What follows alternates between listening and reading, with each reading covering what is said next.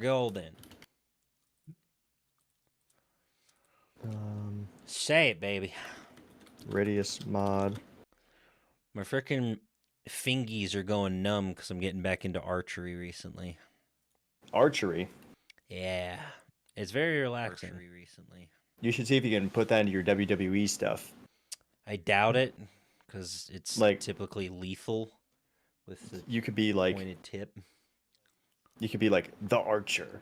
That's a terrible name, and I'm pretty sure it's already taken by. Is it taken? Stephen Amell, the guy who plays the Green Arrow, aka the Archer, is involved with has been involved in the WWE before, and has his own like wrestling show called Heels, I think. Really? Yeah. Okay. So. Well, how about that's a kind of a saturated market there, bud. The Era Boy. God, please stop. It's just not even worth it. The Era Boy. So the mods, Jester, in order. And also, he doesn't have 414. He has 431, chat. Get your numbers right. Or was that for a different game? Yeah, it was 431. Elder Scrolls Online, I have quite a few. Even though I don't even play it anymore. I haven't played it since I was a teenager. Okay, hang on. What mods? I have your stream pulled up. What are we doing? Oh, yeah. Are we adding anything? So, Radius... 1,300 hours. Yeah, and I haven't played like that, really, since I was in high school. So that was, like, all in high school. Man, you must have just been drowning in it. That was... Yeah, all the parties, all the cheerleaders, anymore. Chat. Man. Real was just it. He was the man. I did erotic roleplay in that game. Gross. Okay, Radius, double skill, better camera mod, adaptation, speedy, Daemons. And then Radius temporary fix for 6.2.1. That's fucking amazing. Give me a second. I'm slow about that. Mona Lisa with the follow over on the kick. Thanks for stopping by. Radius Total War. Sorry. Let me get that back up. All right, so it's Radius Total War mod, part 1 through 4. Oh, I saw. You think that we should bring the Radius temporary fix up higher? Probably. Let's put that at number 1. Or, I mean, it's dependent on those ones, so it should be after, shouldn't it? I get. I don't know. All right there. So, if the fix is after a mod, it normally goes directly after the mod. Okay, then we go right after the part 4 of the mod. Yeah. So, Radius 1 through 4, Radius temporary fix, double scale, BCS, greatest Daemons. For a 10 total. 10 total. Tina, none hello. of them are outdated, so. How are you doing today, Tina? Thank you for stopping by the stream. I wonder what the hotfix did. Probably heated things up a little bit. Oh. Okay, so we got the double skill point and skill dump. Yep. Better camera mod. Better camera mod. Well, it crashed my Warhammer. Do you know that for sure? It popped up a message saying it literally said this specific mod is crashing your game. That is the only time I've ever even heard of Warhammer doing that. It tells you what mods crash the game. Dude, pull up my stream. I'll load it up again. It'll do the same thing. Here we go. All right, man, I got all my mods checked. We're going to just double check it's in the right order. Radius and all that other good stuff. I wasn't even aware that was a thing that it could notify you of. I've never had Warhammer ever notify me why it crashes. Well, you know, it really just loves being on my system when it gives me that one corrupt file. Oh. You know what happened this time? The one corrupt file isn't there, so my Radius still works. Yeah, that's true. All right, We're going to load up. We're going to try and play the game, chat. We're going to try and play the game. And crash report in 5, 4, 3, 2, 1. There it is. Another crash report. The following mods caused a crash to the database. Radius WH3 mod part 1. The application. So maybe we need. Let me look at the fix page. I'm looking at the fix. Maybe there's a specific spot it wants it. Maybe it is before. Let me see. Because it's high rated. Like everyone's saying it's working. Before. Load this mod before. Oh, yep. Okay. We should have put it at number 1. You didn't know that. Yeah, but it was an instinct. It was a guess. It was an instinct, and no one wants to ever listen to me. Chat. Yeah, it was because most mods, that's not a thing. Get in the comments, chat. Get in the comments. You let them know. Why are you so hostile today? You are so swingy. You need to calm down, sir. Literally you go back them, to we should Zen probably archery. Put it at number 1. Someone take away this man's bow. I have 2. Someone get them both. Go on, get them. Get them both. So after better camera, climate adaptation. We're literally just moving the fix up 1. And then speedy turn Jessica, camera. Potato, welcome into the YouTube. How fair. And then greatest of daemons. We're currently trying to fix mods. They could have been fixed already, but what do I know? He's about as angry as Brennan Lee Mulligan sometimes. Oh, I love Brennan Lee Mulligan. That is my spirit animal. That man is a goddamn just American treasure. Wish him nothing but success and happiness for as long as he lives. And beyond, honestly. So, the order in total, all right, once you have all the mods downloaded. Let's go! Guys, Potato 8815 just subbed to my YouTube. We made it. Potato, Radius, I appreciate you. Seriously, thank you. Part 1 through 4. It crashed again. Okay, give me 1 second. Active. Damn it. Active. Everyone's saying that it's fixing it for him. Well, it's not for me, unfortunately. Yeah, watch me. I'm going to load in. Give me a sec. I'm going to be pissed. Because I know then I'm going to have to verify something. Please send help, chat. God, my forehead looks so sweaty on my cam. Don't worry about it, Gabs. Don't worry about it, Gabs. It's all on YouTube. If you ever feel like you're missing something, you can just watch on YouTube.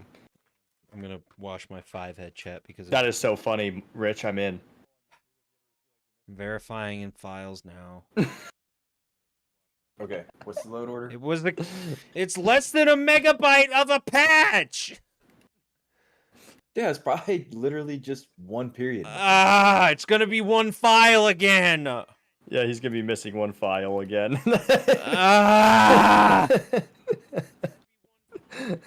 Okay, so the order... This is why I'm upset all the time. The temporary fix.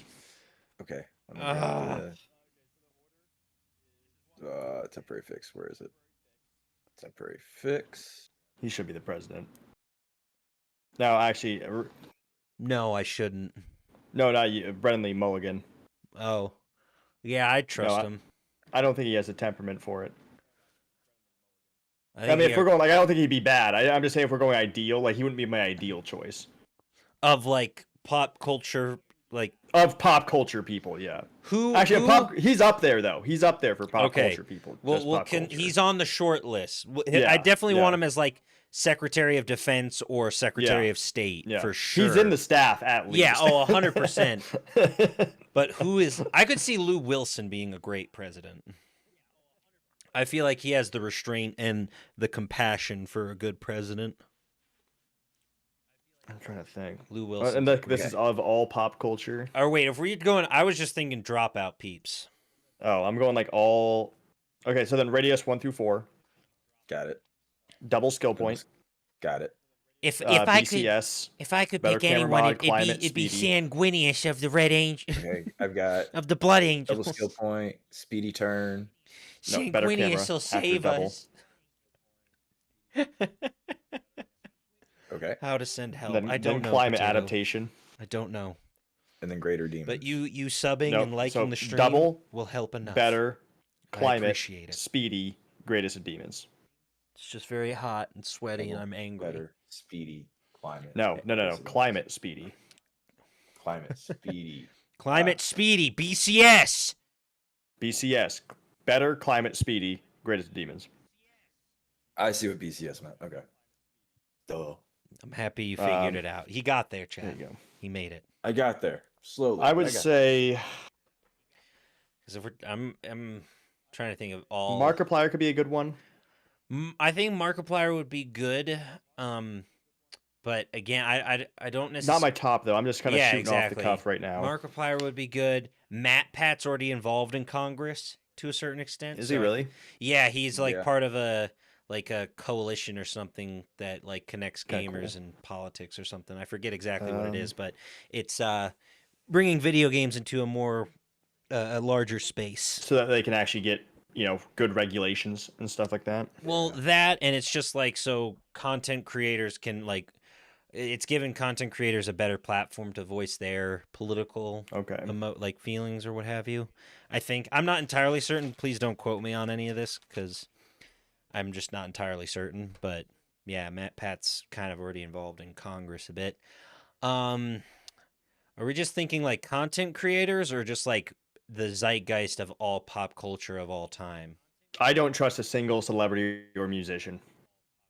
Yeah. Okay. Fair enough. I mean, they can be included, but they're off the list for me. Fair enough. Well, what I was thinking is just like really obscure shit. Is like, whoever gave the guys who made the House of the Rising Sun their inspiration, that woman should be president. Because the House of the Rising Sun's about a whorehouse, chat, or a brothel. Ladies of if the you night. Weren't aware, everybody. Just a quick heads up, quid pro quo. If you've missed the if it wasn't lyrics blatantly obvious already,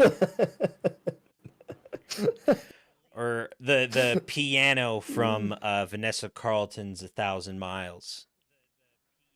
That's who I would say. Whoever invented the ragtime piano.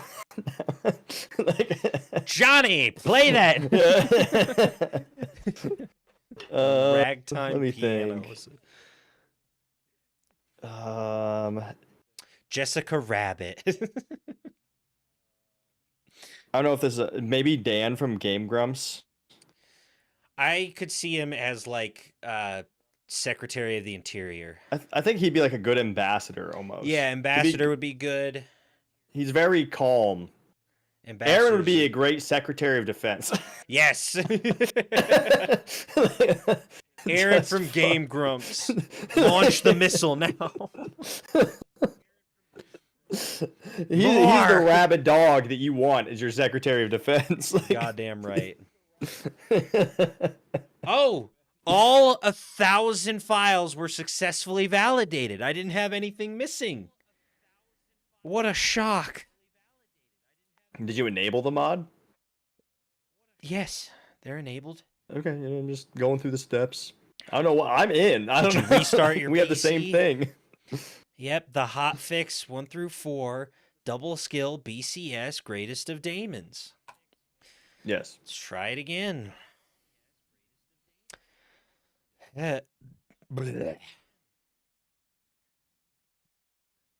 Please let me play a game. Yeah, Jester, are you able to get in? Yeah, I'm sitting here waiting. Nope, it crashed. Unsubscribe and resubscribe to it or something. When worst comes to worst, we'll just play vanilla anyways, but that's the last thing I can think of. Like maybe unsubscribe to I'm restarting Steam. Radios and the hotfix. Radios? And then reinstall both. Radios. Adios. All we hear is Radio Oh, yeah. Gaga. Yeah, you could just make a collection. And then unsubscribe to everything. And then Load just it up, resubscribe. Close the game, then resubscribe. All right. Give me 2 shakes of a lamb's tail. I'm going to hit the bathroom while we do this. All right. Well, don't punch it. Just, I'm still trying to think. Do what you got to do, brother. I'm not really I don't know many content creators, to be honest. I'm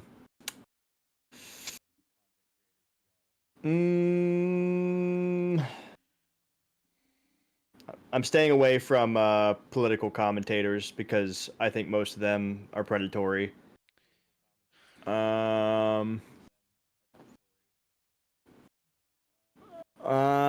See, it's kind of funny. I don't trust anyone.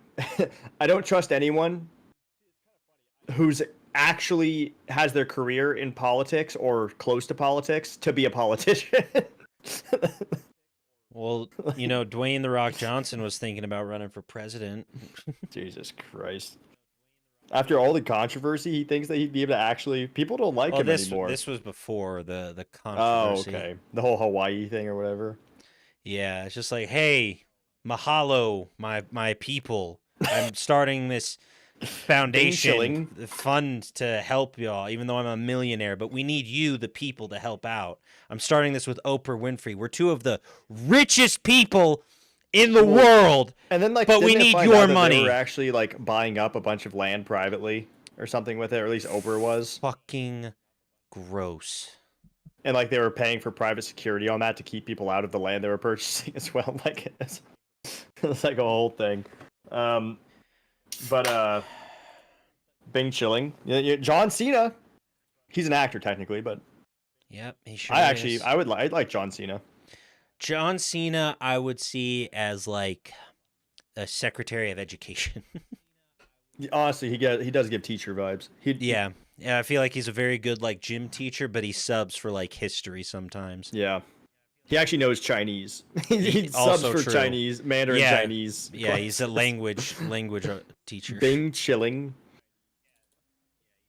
Let's see. I'd have to look at like my YouTube. BCS. I don't. Funnily enough, most of the people I watch anymore don't even have like. They're all like long form like video essays. That's fun. Let me look at my YouTube. Bare my necessities, feed. The simple bare necessities. Oh, Bricky, maybe. Although I don't find him to be entirely all that like intelligent. He's really good with Warhammer lore, though.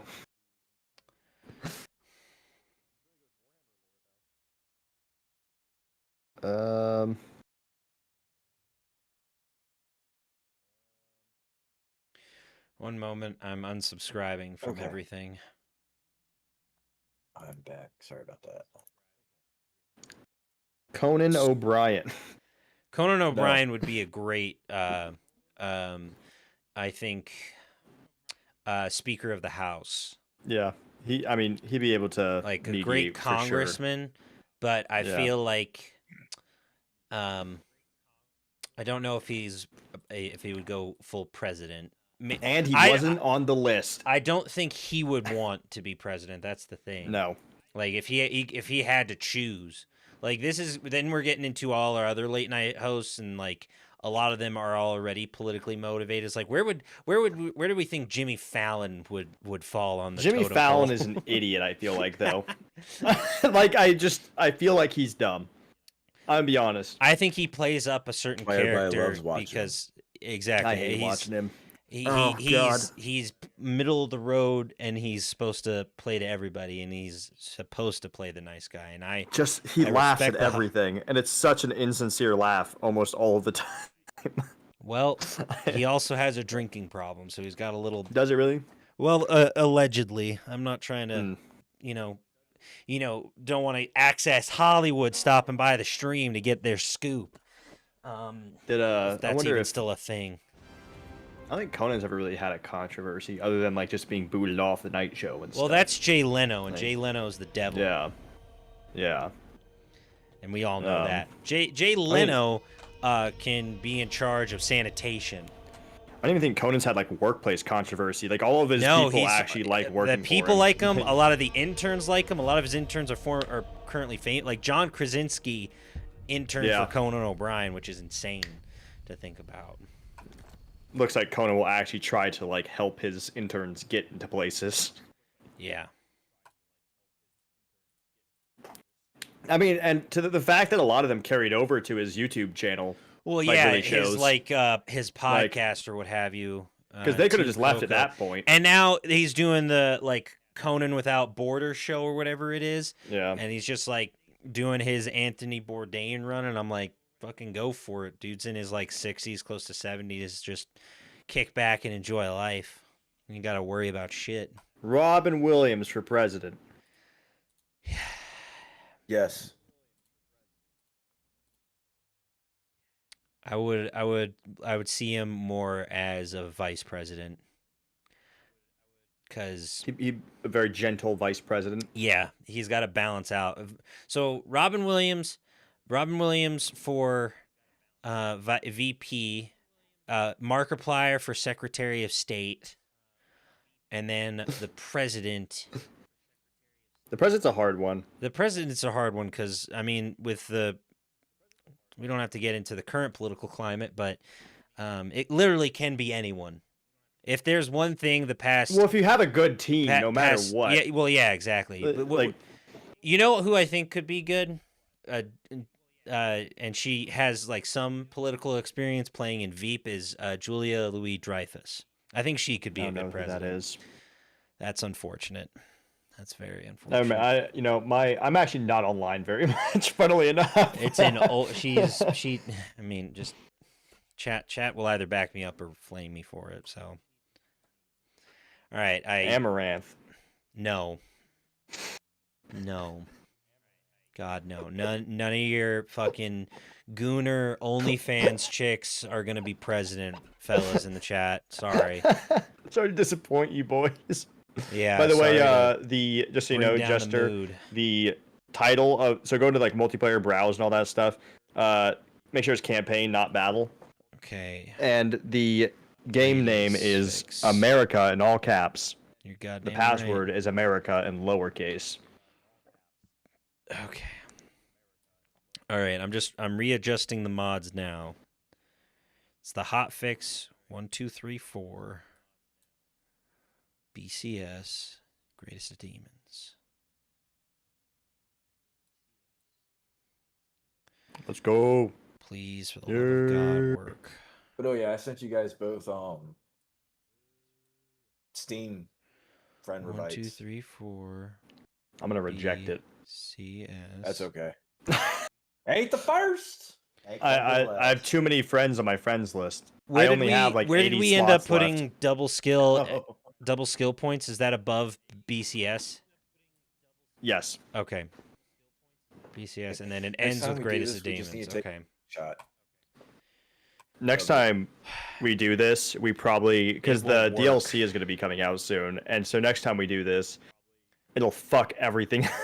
For me specifically, it'll fuck everything for me. Yeah, he'll have to re-verify the integrity of his game files like every other update. Because you guys can load in without any issue, and when my game tries to do it, it's like sputtering, like it's Doodle Bob. Conan was stalked by a priest. Conan O'Brien has had himself a life and a hell of a career.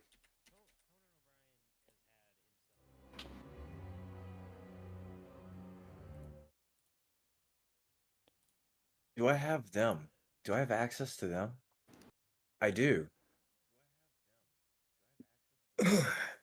Okay, quick question. Quick answer. Do I get access to the DLC if you guys have it? Or the host has it? No. That's so only if I have it. Yes. Yeah, correct. Okay. Okay, multiplayer campaign. America! I found it!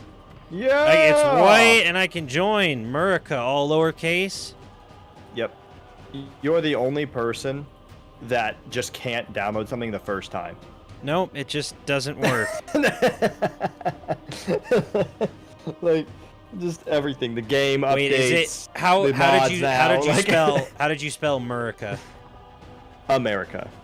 Oh. America. Well, is the password fully spelled out as America? Yes. America.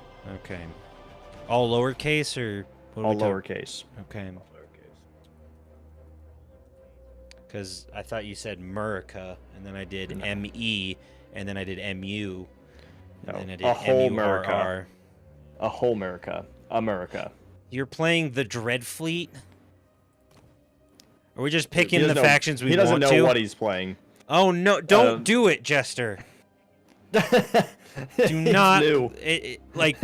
One, they have a horrible starting position in the middle of fucking nowhere. What would you suggest for a new person? I would suggest Empire.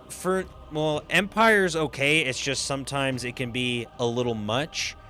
with all the different little guys. I'd recommend either like dwarves are fairly easy, lizardmen are pretty good.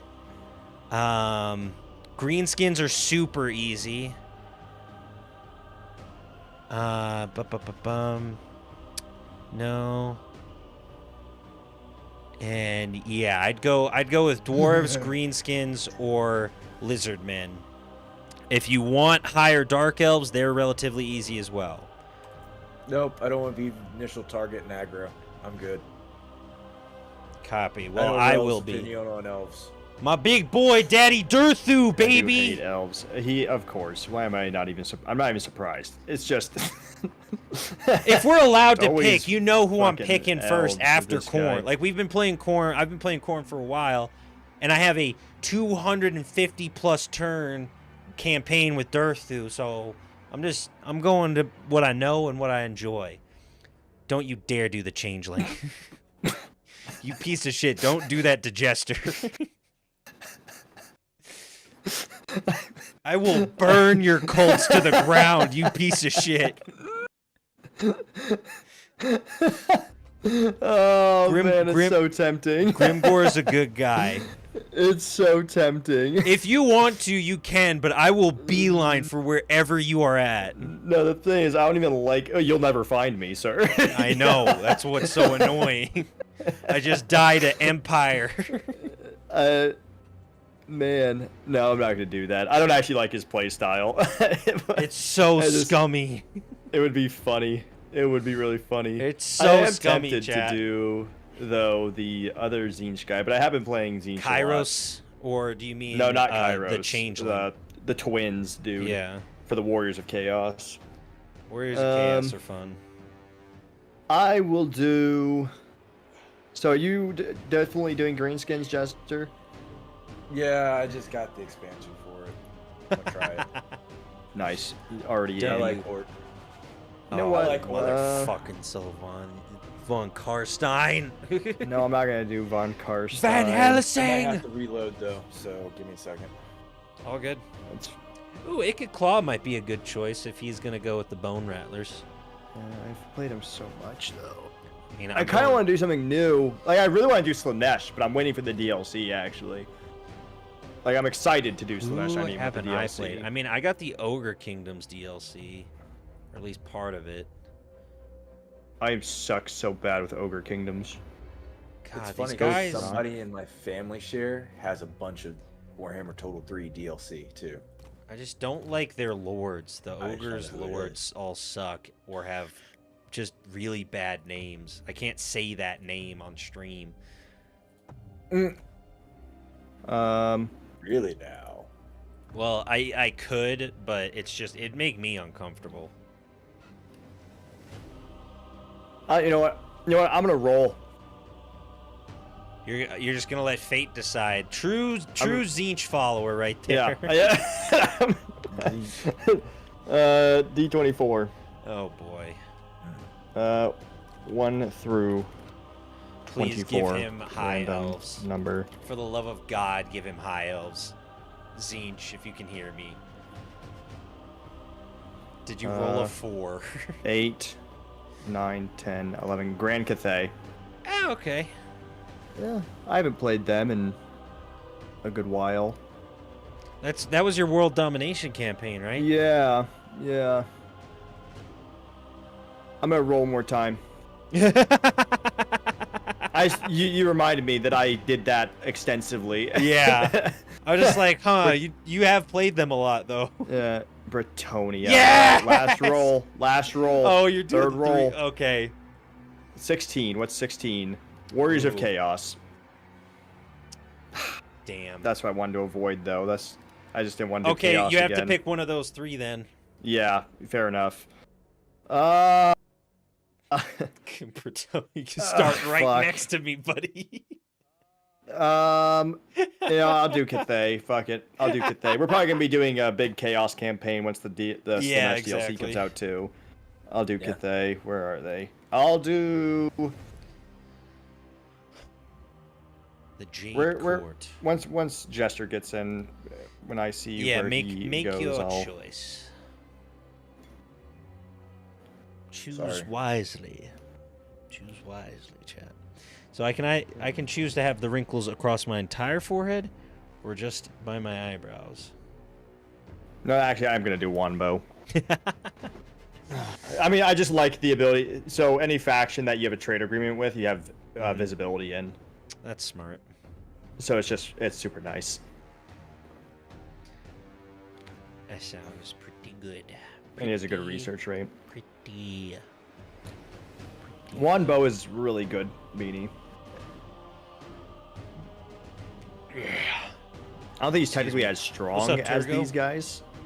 But how we doing? He's pretty good.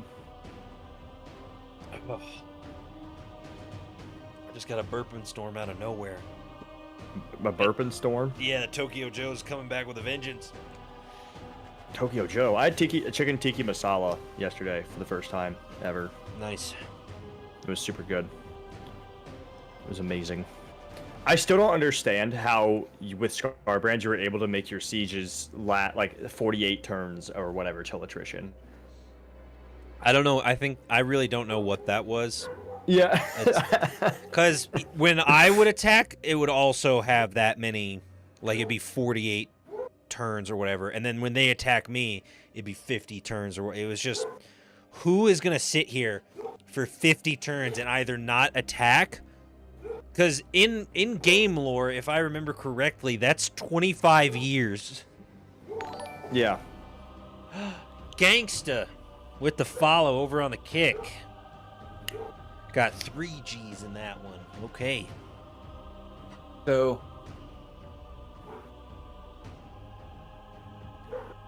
I don't know why, because I'm the one who owns the DLC. What do you mean? On my account, it's like, oh, you have... I didn't have Warhammer Total 3. You cannot join the game as you do not own the necessary content. Yes, I do. Fuckers. For what faction? Oh, I guess I don't. If it's orcs, you probably need Total Warhammer 1. Yeah, some of the yeah, it's kind of stupid. So I think the factions you can pick from, what is it, Kislev? That'd be a solid one. Kislev would be good. Any of the Nurgle, Slanesh, Khorne, all them. Like I said, Lizardmen are also good. The elves are pretty good. This is your first time playing? Yeah. Oh boy. Okay. Then yeah, I recommend dwarves. Dwarves. Well, they can't play orcs. They can't play dwarves. That's annoying. Oh, I got greens. I got it. I'm okay. Okay, it's like you should at least have some greenskin factions. Yeah, Iron Claw, yeah. Some of the Total Warhammer 3 DLC greenskins. Yeah, and I've got a lot of... That's why I had a lot of, like, the stuff I was curious. It's like, how do I have this DLC? Because it also counted the Total War 2 DLC. Do I want to be the Sisters of Twilight? That's why I have Vampire Coast and the Tomb Lords. All right, we ready? We all set, squared away? I'm squared away. Copy that. Copy that. Copy that, brother. One bow. One bow. One bow to rule them all. One bow, please. No, I shot my bow. one bow today. Tomorrow I will shoot my other bow. Well, now my fingies is a bit sore from the string.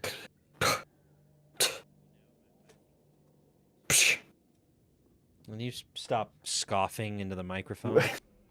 Just mute yourself like my father did. Plate gauntlets.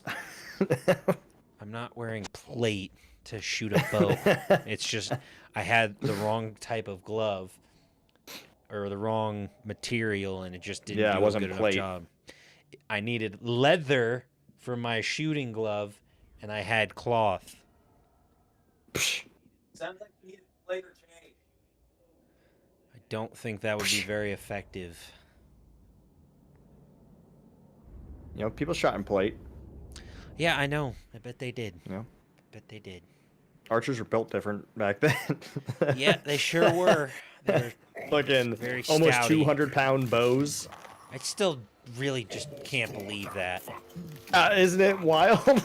Really can't believe people, because like I was shooting a 40-pound bow and that shit was just ridiculous in its own right. I mean, so if it's long bowman quadruple that and then some, it seems almost impossible to draw back on a 200-pound bow.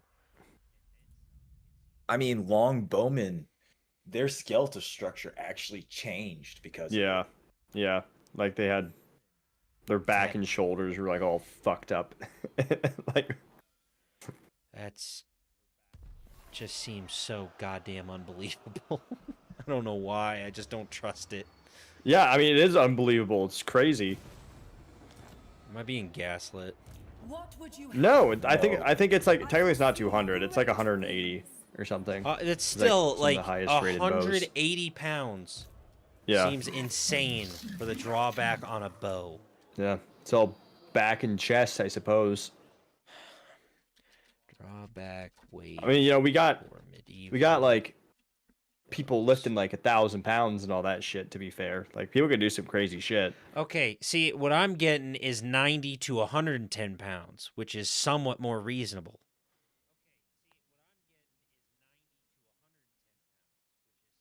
Oh no, I'm saying I'm not joking about the like back and the shit changing.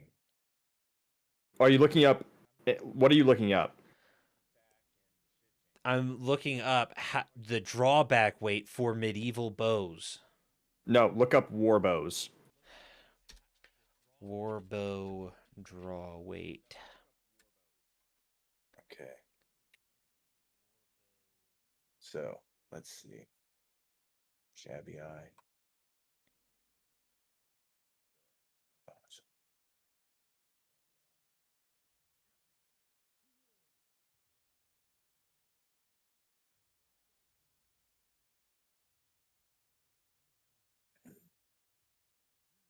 So it still seems so unbelievable. What's it say?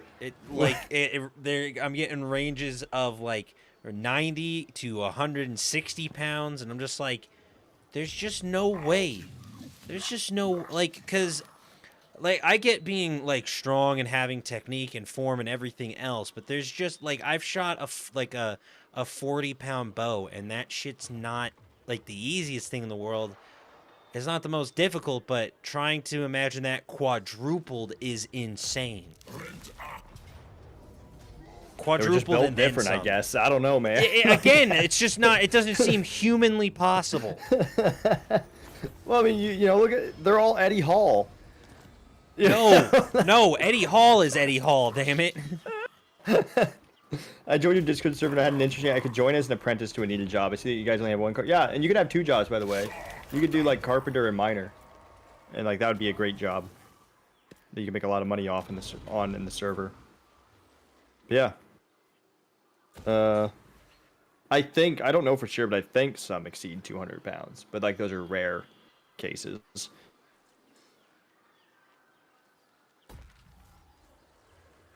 It's like I could imagine it being rare, like you're saying. Like there's just like some dude who does nothing but shoot his arrow every day. I mean, that's what the English longbowmen were. You know, they just only like fucking shot their bow and that's it.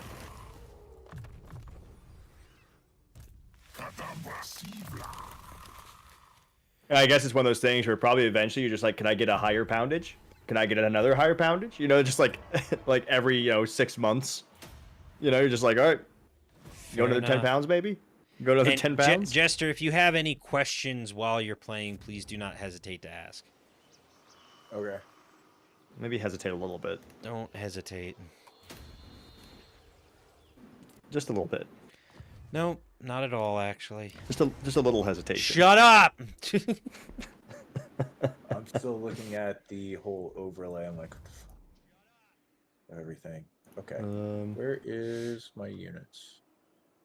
To be fair, that's why crossbows were built, so that you could have the same strength and easier method. Yeah, I mean, it's also way easier to aim and train on a crossbow. That was the biggest thing. It's like you can train a guy on a crossbow in like a week, maybe. To be accurate regularly and in combat with a bow takes a lot longer. Especially a 180-pound bow. Yeah, a 200-pound war bow while you're in your full plate, hopping off of your fucking Clydesdale, just charging through battles. Like, hang on, I gotta shoot this 200-pound bow and pierce 5 men with one arrow. Fucking.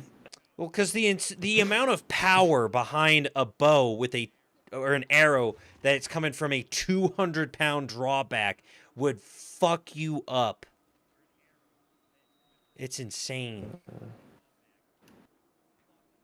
I'm gonna look something up in a second. I forgot about the compass. You know what I want to do? Is that like one day if I'm like just some stupid, crazy rich streamer, I'm just gonna get different kinds of bows from around the world. And make a fucking video about it, even though it's probably already done. It's just like, we'll get the English longbow, we'll get a modern American recurve, we'll get that like Daiku Japanese super tall fucking bow and arrow and shit, or the Mongolian bow and like 200 pounds is just like insane to me. Like, I just want to try that once to see what kind of drawback I could even potentially get. Because 200 pounds seems like that's like bench weight. I was like, oh, what's your bench, bro? Nah, I just shoot my bow and arrow a couple times a day. What's it weighted at? Gibbs Archery. Target shooting with 183-pound. 30-inch longbow. Just send the link, god damn it. Oh, you want to see it? Yeah.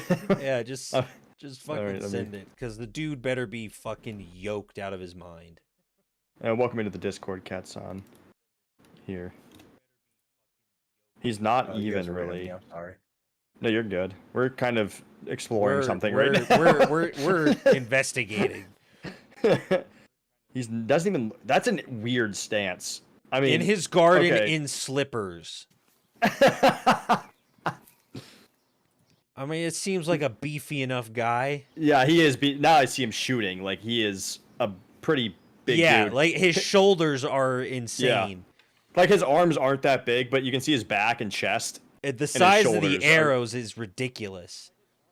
Okay. Yeah, they are thick. Why the fuck is he in flip-flops? It's just dumb. His back is... No, this is just... He looks ridiculous holding that arrow with his ass out. Yeah, I bet that's like one of the only ways to like get enough like power. Yeah, because you need a crazy amount of torque to pull back a 200-pound. It's literally like twisting his spine. He looks... That is... I've been like shooting for like literally 2 weeks, and a guy came up to me at the fucking range, is like, okay, I'm not trying to piss you off or upset you or discourage you, but you're doing it all wrong. This guy is doing it all wrong. First of all, he's in sandals, which is just unsafe and stupid. And his back is going to be fucked. Jesus Christ, this dude is jacked. So I found a short of this dude showing like what the back looks like when shooting a bow. Like when it's a 155-pound bow. Yeah. I'll send it as well. Also, his accuracy is terrible. Fuck. With 183 pounds. Yeah, you saw it, Jester? Shaking. This dude is fucking jacked. He has wings. Literally, it's a face on his back. He's got the Baki back. Hang on, I'm watching it now. I'm watching it now. Baki motherfucking wish he had that back. Oh my fucking Christ. Yeah, see, this makes sense. If this Dash Rendar motherfucker pulled up to me and said, "Yeah, I shoot at 155," I fucking believe it, because you can see the chicken wings that are his shoulder blades. But to be fair though, when he's not relaxed, like when he's in a relaxed state, like he's like, okay, he's an athletic dude. But like his back is on a whole nother level. No, compared to like the rest of his body. That's the definition of built different. So they were all that, Big Rich. That's your answer. That's bullshit. Those malnourished Englishmen eating bread and cheese. The longbowmen weren't malnourished. They were professional soldiers. They were one of the few people that weren't malnourished. They were fed by the king. Well, paid by the king to be, to feed themselves or whatnot. Whatever you say, boss. Jesus fucking Christ. So that's how they did it. Fucking yoked. Yeah, I'm sorry, but there's no way any Englishman looked like that in the 1300s. Dude, I mean, hey, the professional soldiers, man. I mean, they had nothing else to do. That's all they did. Yeah, of course, there wasn't any drinking or whoring to be done. Well, obviously, but I mean, dude, look at the fucking Delta Force or Green Berets. They're drinking and whoring all the time. Yeah, definitely. They're fucking jacked, all of them. God, it's just like, I can't imagine, for whatever reason in my mind, I can't imagine a 13th century Englishman having a back that looks like that. They probably had a beer gut too. No, that's insane. So, I can't imagine every single English longbowman shooting at 155 pounds. To be fair, it did say like they were 80 to like 110 was the average. Yeah, 80 to 110 is fair. Like if you practice and that's all you do, that makes sense. But when you go above like 150, you're getting into the realm of just like you're getting to a point. Yeah, it's just you're getting to a point of like you're shooting an arrow at such velocity that it's almost unwarranted. Those are big arrows. Fat fucking arrows. Those are some massive arrows. You could almost call those fucking ballista bolts. Yeah. What's up, little C-wordy? Fucking. How you doing? To hell with buckshot. I'm using my slug arrows today. You should just roll up, like, not saying like you'd be able to do it, but like you should just like roll up with a 155-pound like warbow to like your archery range. Just be like, who can do this? Like, let's see who can do this. There was a range I went to. The range I was at today is run by a guy who like trains Olympian level archers. So I'm sure that guy could do it. Well, they use a lot lower poundage bows though. Yeah, it's about accuracy with Olympians. Exactly. Right? Yeah. They also use compound bows, I'm pretty sure. Yeah. Which you can get pretty high poundage on a compound. I've shot a compound bow before. You can get an insane amount of you don't even feel it. Well, yeah, exactly. Well, because once you get past like a certain point, then it just sort of locks into place until you like either click release on whatever holder you have or you let go. That's a very different kind of archery. Obviously, these guys, those are the bows that were made when they were like, okay, how the fuck do we get through armor? Well, to get through armor, you just had a different like arrowhead. Yeah, well, they had the bodkin arrows and all that. Yep. But there's some more poundage will also fucked help. Arrowheads throughout history, chat. Oh, did we want to share chats? Oh yeah, we can do that. So I can combine your 18 viewers with my one. Can't we? Yeah, can we do all three. We can do up to 6 as well.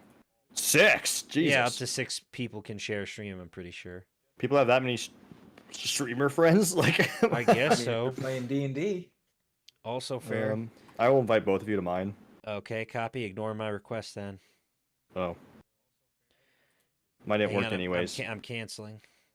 Mine didn't work anyways because I did it on. How many times do we gotta tell you this? It's on Opera. Opera GX isn't loved by all. Yeah, I already had. I got on. It's like no something. I'm just Google gonna have Chrome, Google baby. I had to Chrome out, choom. Yeah, give me that sweet. You gonna put a message with it? Where you at? You can only have one collab request for channels that favorited you. Are you sure you want to swap your request? What? It's because I haven't joined, I don't think. Oh. Hang on, I'm accepting. Okay, well, you'll join and then I'll invite you, Jester. Or I have to do it. Make sure it's on Google Chrome. Yes. There we go. I should be able to join now. All right, now let's see if I can... Okay, got it. Oh wait, did I do the wrong thing? Yes, sir. Let's see. Can Requested. you just join. It's been Invite requested. guest.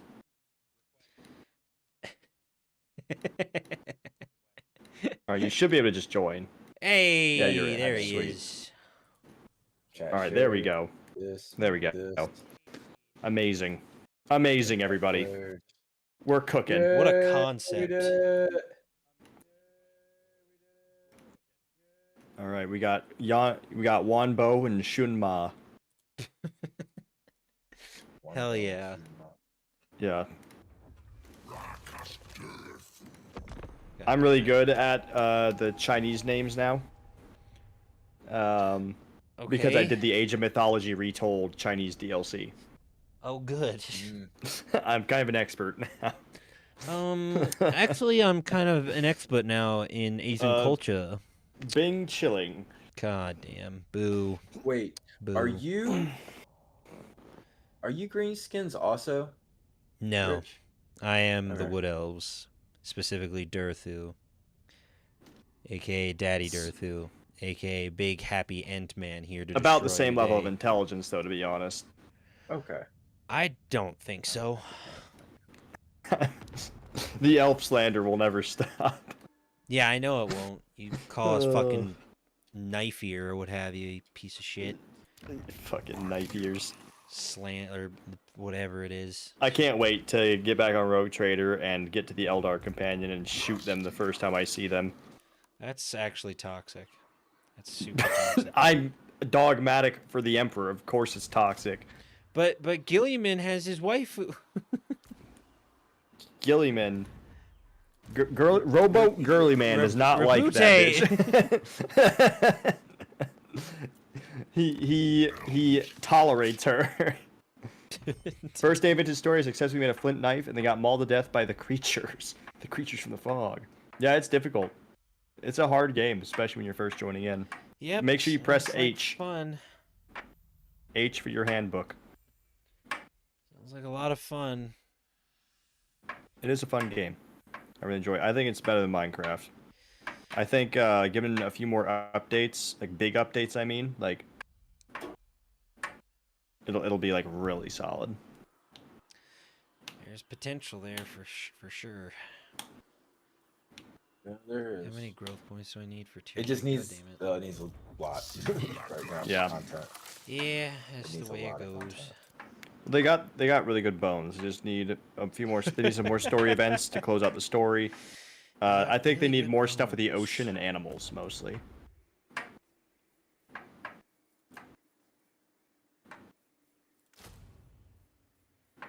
Like the 1.20 was supposed to be a lot of the water and stuff, like the oceanic update. Yeah, they need to add fishing, though, big time. Like actual Yeah. fishing. Everybody needs a fishing mini game for some reason. If you don't have fishing in your Minecraft alternate game, it's failed at launch. Fishing should be involved in all capacities, or in every capacity. Well, it hasn't failed at launch because it's launched. Well, I know. It's I'm being over dramatic and hyperbolizing the situation as per usual. They definitely, you're right though. They do need to add fishing. I think they're planning on it. They have to be planning on it. Like, there's no way that they're not gonna have fishing because there's already fish and like there's fish, like you can eat fish, but it's just you go in the water and like you attack the fish pretty much, and then you skin them. There we go.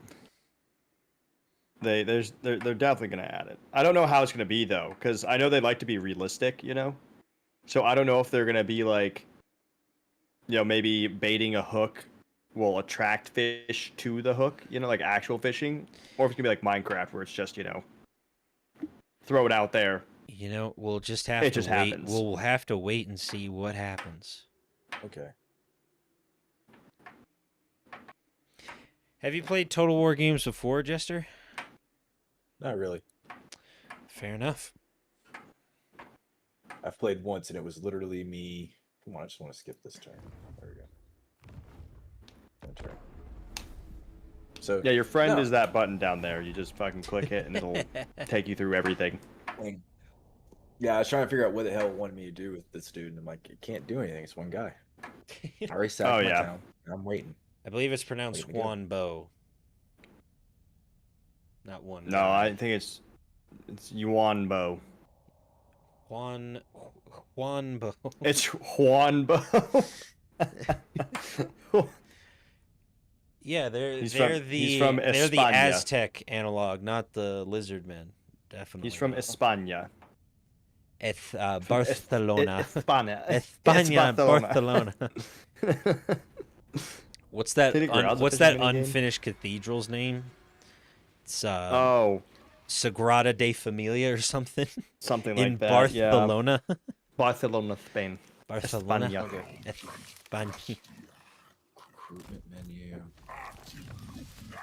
Face the real fish. Yeah, because they have the real fish, and I know they like focusing on the realism. So it'd be cool.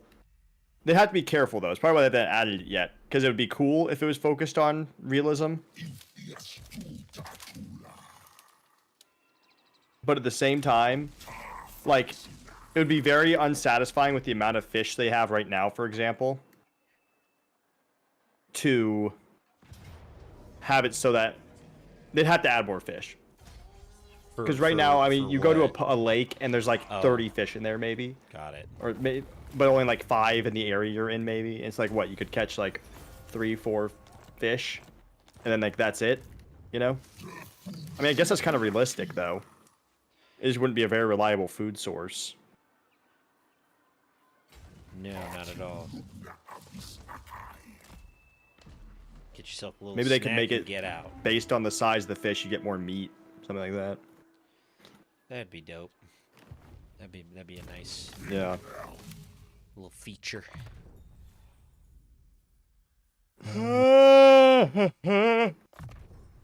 Excuse me.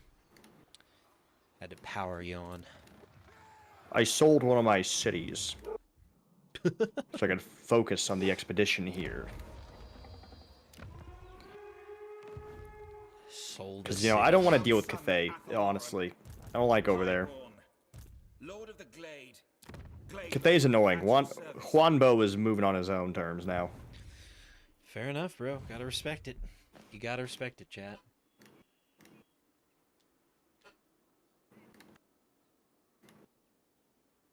Yeah, if you overfish a lake, then that's it. However, you know, if they really want to get into it, like, they could add, like, fisheries and stuff and fish eggs, and maybe you could even revitalize a lake.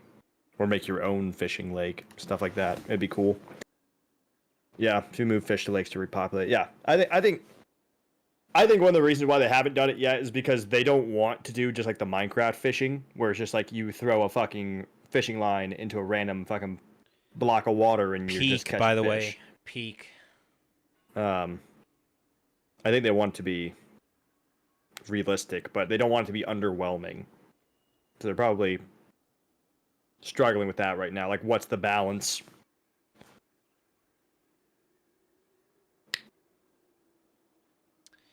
It is what it is.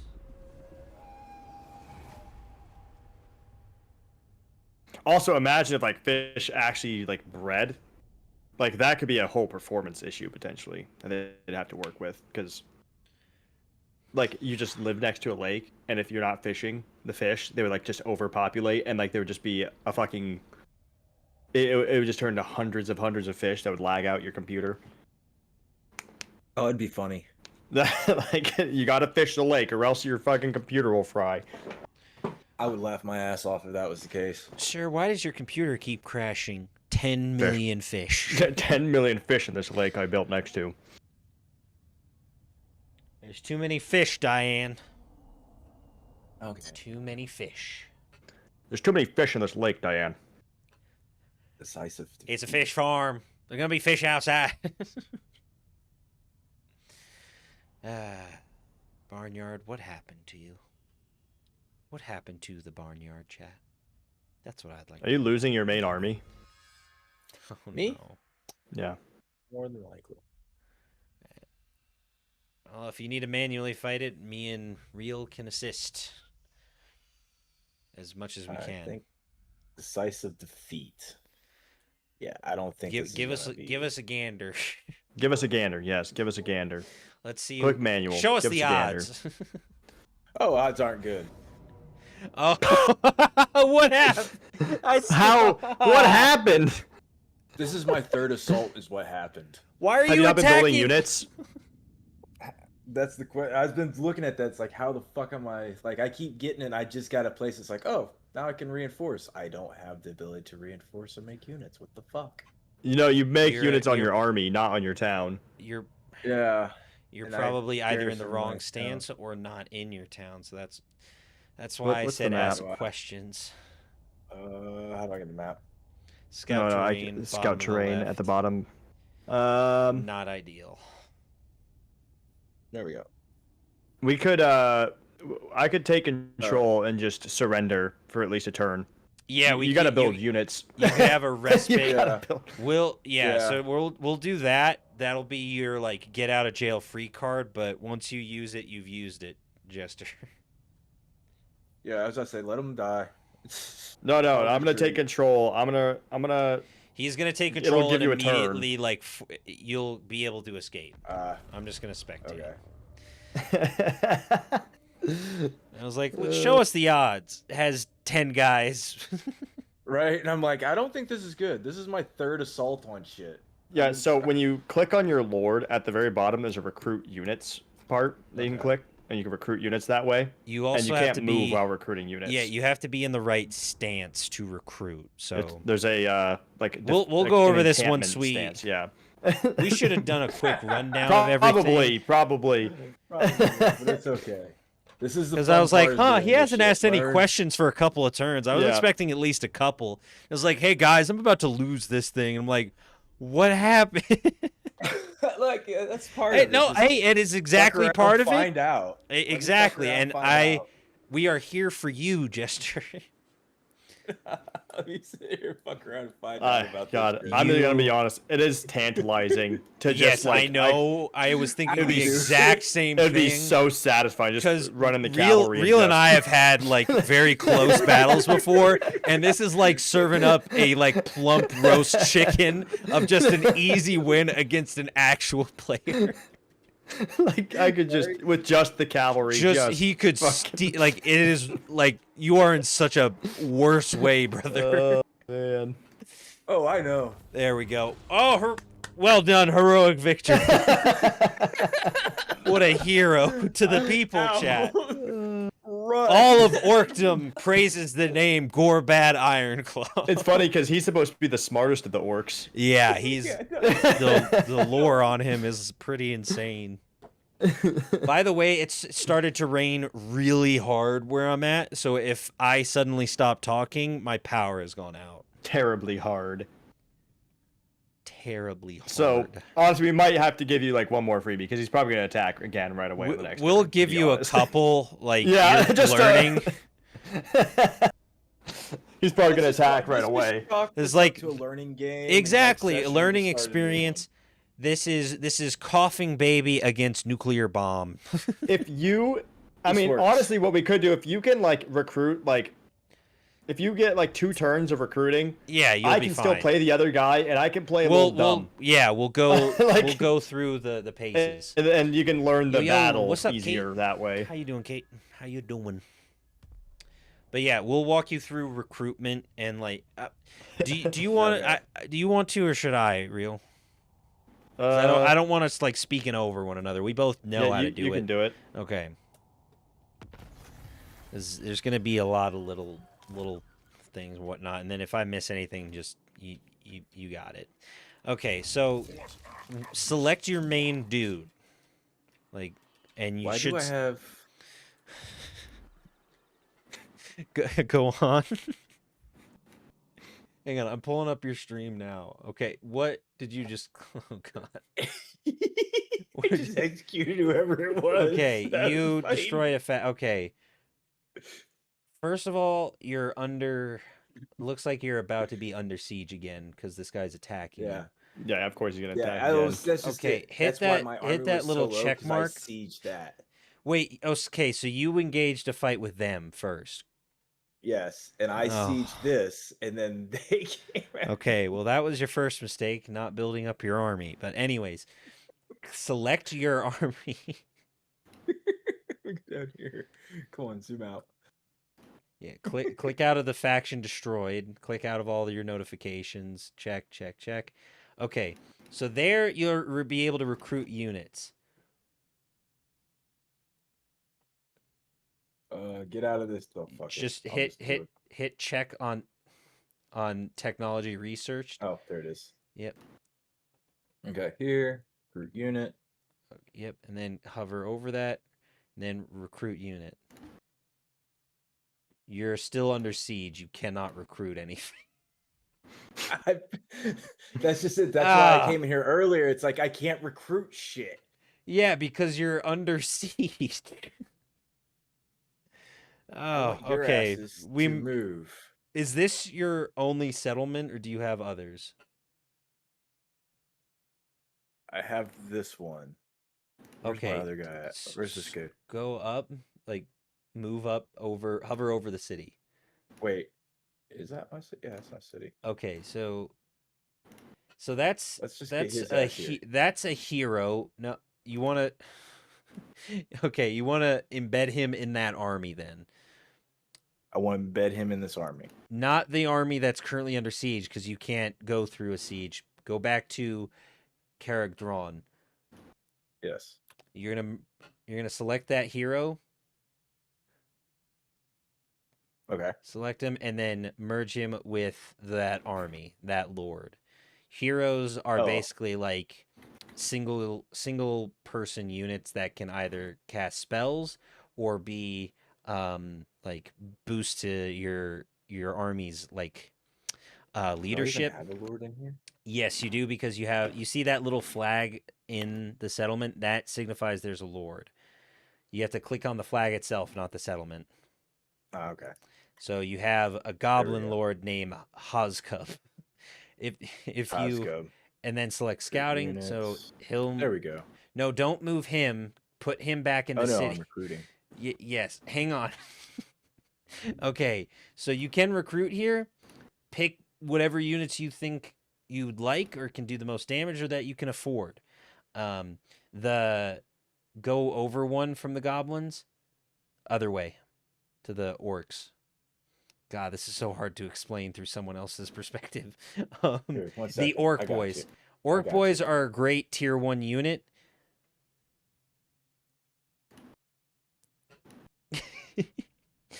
Orc boys are a great tier 1 unit just because they're great like damage absorbers and great like frontliners to absorb the initial impact. So if you recruit some orc boys, that should help. And then you're also going to want some arrow boys, which are... Nope, stop recruiting those guys. He's playing Gorbad Ironclaw. No, that's too many. Okay. So now select some arrow guys. Arrow boys. Click. He's playing Gorbad Ironclaw, real bad hell no. Not the Wolf Riders yet, just the arrow guys. Okay.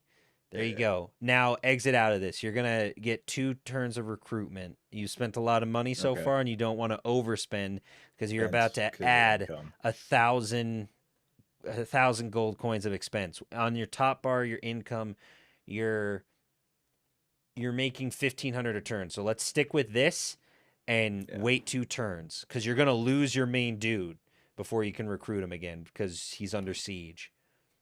Yeah, that's fine. Okay. And then do you have any other like little notifications or pop-ups in the bottom right-hand corner where it like says research or missions or diplomacy? Yeah, accommodation available. Commendment available. Okay, so if you go over to the left by that little growth chart, you should see 3 different commandments available. Do you see the command? Bottom left-hand corner of the screen.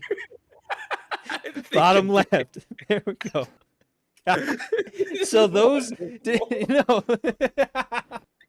so while we're here, I'm trying to walk you through it, and you just keep clicking random shit. It's like don't click until I say so, because we're gonna be here all day. You're teaching like an ADHD child. Either way, select. Just pick one of these and then hit the check mark in the bottom center. Just pick one and move on. We'll explain this later. Okay, now check mark. Okay, go to the bottom left hand of the screen and you'll see a little minus button. There you go. Okay, so you see if you hover over those three commandments, you'll see what each one does. And then you can select which one you want since you own the entire province, which is Death Pass. Does that make sense?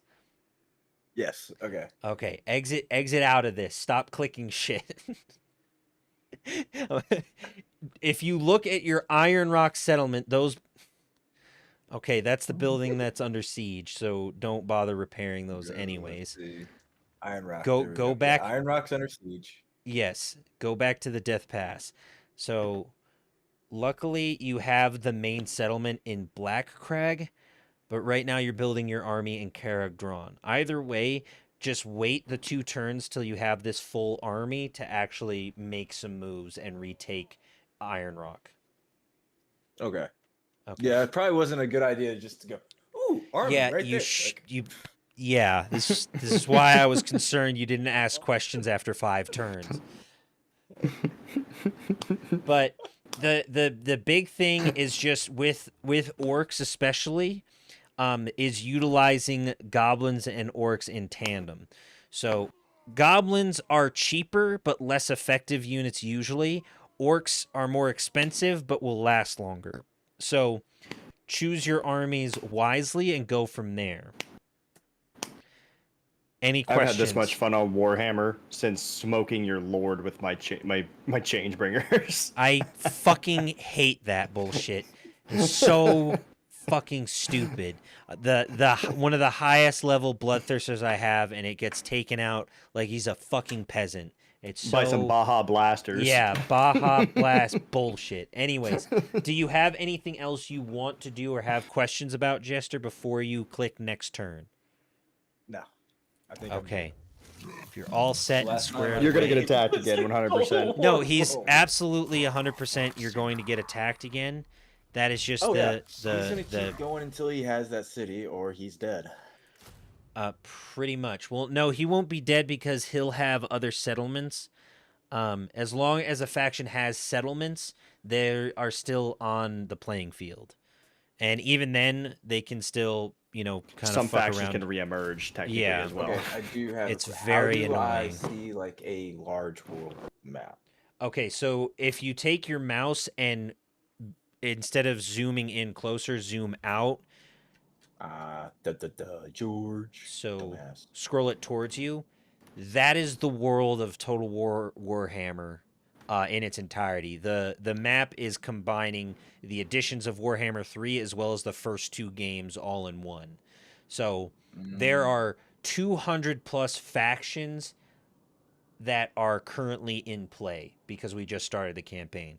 Right now, all you need to worry about is the 5 factions in your immediate vicinity. The rest of the world doesn't even know you exist technically. So I'd stay zoomed in and focus on what's going on here. Okay, because I was wanting to look at it because I wanted to see how, like, if Death Rock and all that was in a different area, if it would come up a different color for me so I could see, like, oh, this is enemy, this is mine. Yeah. Treat everyone as your enemy and go from there. If you look at the bottom right-hand corner, you should see a little hand with a scroll that says Diplomacy. You can go there and see how other factions feel about you, what kind of deals you have with them, the strength ranking. The more red a strength rank has, the more the worse you'll do against them, essentially. You want to see green there. So right now, since you basically lost your starting army and you don't have a whole lot of troops, a majority of the factions in your vicinity are going to be stronger than you. Where's this red eye? I need to go take him. No, you're not taking on anyone. You're not fighting anyone. your main lord is about to die, and you are on the brink of losing the game within the first 20 turns. Yep. Which is First fine. 10 turns. Well, I'm trying to be nice. So, okay, here with Red Eye, you see how there's a green in the options down below.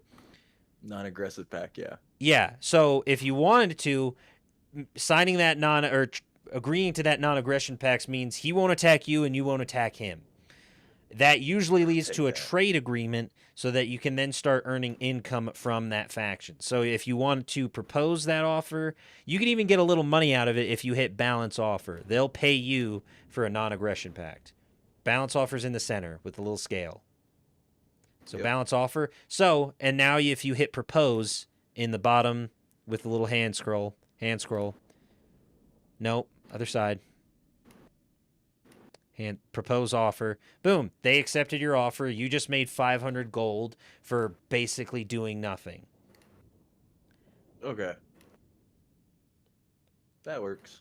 So that is how you basically see the world map and see how other people and factions feel about you. The dwarves to your north start off very strong and do not like orcs. Do not attack them by any means. If there is one faction... Yeah, of course, until you're ready, but we're not there yet. Just don't attack the dwarves, because they will fuck you up. They are one of the strongest early game, and quite honestly, strongest factions, period. So, fucking stunties. Goddamn right, don't fuck with them. Anyways, are there any other pop-ups okay, so this is your research tree. The research tree or the technology tree basically allows you to upgrade specific unit types or units in general. It gives your faction different buffs as you go along. So the longer you play, the stronger you can get, essentially.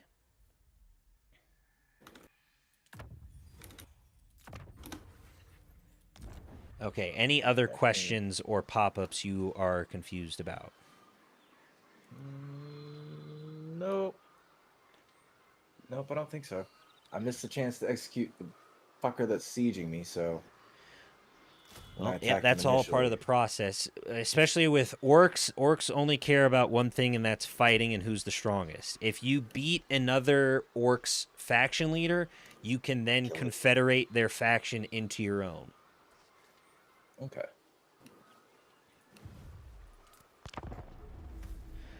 Okay. Dawi go burr. Dawi do go burr. Now we go next turn. Dawi do annoyingly go burr. Okay, so we'll wait till next turn. You will most likely lose your faction leader, but that's okay. There are worse things that could happen. Like, the bubonic plague. Which also being attacked by Scarbrand. Yeah, you're fairly close to Scarbrand, so avoid him as well, if possible. Okay. Being attacked by Tzeentch. Because Scarbrand is the best one-for-one duelist in the game, probably. Yeah, but he can still be killed by about 3 if you punk out and just fly around him, then you can take him out. It really sucks, and it's super annoying. Okay, so he's just going to keep you under siege, so you're just going to have to auto-resolve this. You're going to lose Gorbad for 4 to 5 turns. I'm going to lose everything. So. You're not losing everything. You're losing one minor settlement in your province. You're going to be fine. Yeah, I meant here. Yeah, no, you're losing everything here. You're going to get it back, though. So I would hit auto-resolve and go from there. Losing, and especially against the AI, hurts and it sucks, but that's part of the learning process. I can't tell you how many times I've been playing this game and a 20 stack of an enemy, which is a full army, just rolls up out of nowhere. Oh yeah. Oh no, that's all RTSs and yeah. Okay, so we lost that. You lost the settlement. You lost your dude. Just hit check mark. You got a reward for that. You got hero actions, so on and so forth. Check, check, check. Okay. Now, if you go over to where we were recruiting, once Real is done doing his shtick with the Blue Vipers, it's all good. You're here to play the game as well. Real ain't nothing wrong with that. if you click on Hozcub, you'll notice there have been people recruited, and then there are people who are still waiting to be recruited. That's because you went past your local recruitment amount, which is those little green dots above the units you can select. So again, you have to select the flag, the army itself, because it's not in the settlement. If you want to recruit more units, you can. It'll just take more time. There's a little turn counter on each unit to see how long it'll take. Currently, you get to 13 units. What I'd recommend is just leave it where it's at to get the units you already have, and then go attack the dude who just took your settlement, because if you go over to him, if you go to Iron Rock, if you exit out of the recruitment menu, and then we go over to him, you see the little person sign and then the plus symbol. It also means he's recruiting people. So he's got basically a full goblin army, so he's pretty weak right now.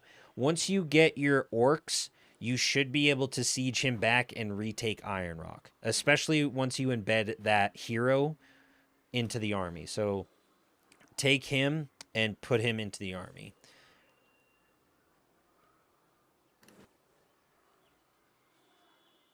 Perfect. So each hero will give different bonuses and buffs to an army. For this guy, it's scouting, which helps avoid you being ambushed or basically surrounded by other factions. Any questions so far? Nope. Okay. I'm going to get back to doing my stuff with the Wood Elves, but again, if you have any questions while you're reading stuff or going through anything, do not hesitate to ask. It should be pretty easy now that you are building armies. Yes. Once you get now that I more have an idea where everything's at. Especially early game orcs like the Skaven, it's about quantity rather than quality, because they have fairly cheap units and fairly effective units. Plus, during battle, you get the Wog ability, which gives you an insane mid-battle buff. But sorry, Kate, I was explaining Warhammer, which is a lot more complicated when saying it outside of my head. Everything is. I'm sorry. No, dude, trust me. This is the nerd shit I love to talk about, and having someone new to talk about it, because Real already knows all this shit. So it's like bringing someone new into the fold. You're totally fine. No, I don't. Yes, he does. I'm just a prodigy. No, the fuck he isn't. Everyone. I figured it out all in one go. That's not remotely true. As the guy who has 400 hours as well in this game, it's definitely not true. It's not like an addiction level like yours is, though. Yeah, my extra 30 hours. Yeah, sorry I spent an extra day on this game. That's the limit. I'm gonna have to stop playing after this, actually.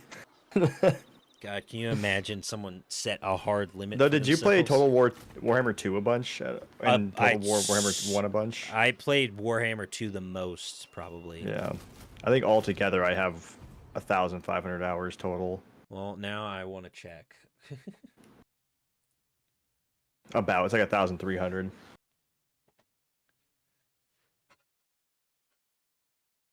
So I haven't played Warhammer 2 pretty much since Warhammer 3 came out, so it's been a minute. Yeah, and even less so with Warhammer 1, because Warhammer 2 came out pretty fast after Warhammer 1, if I remember correctly.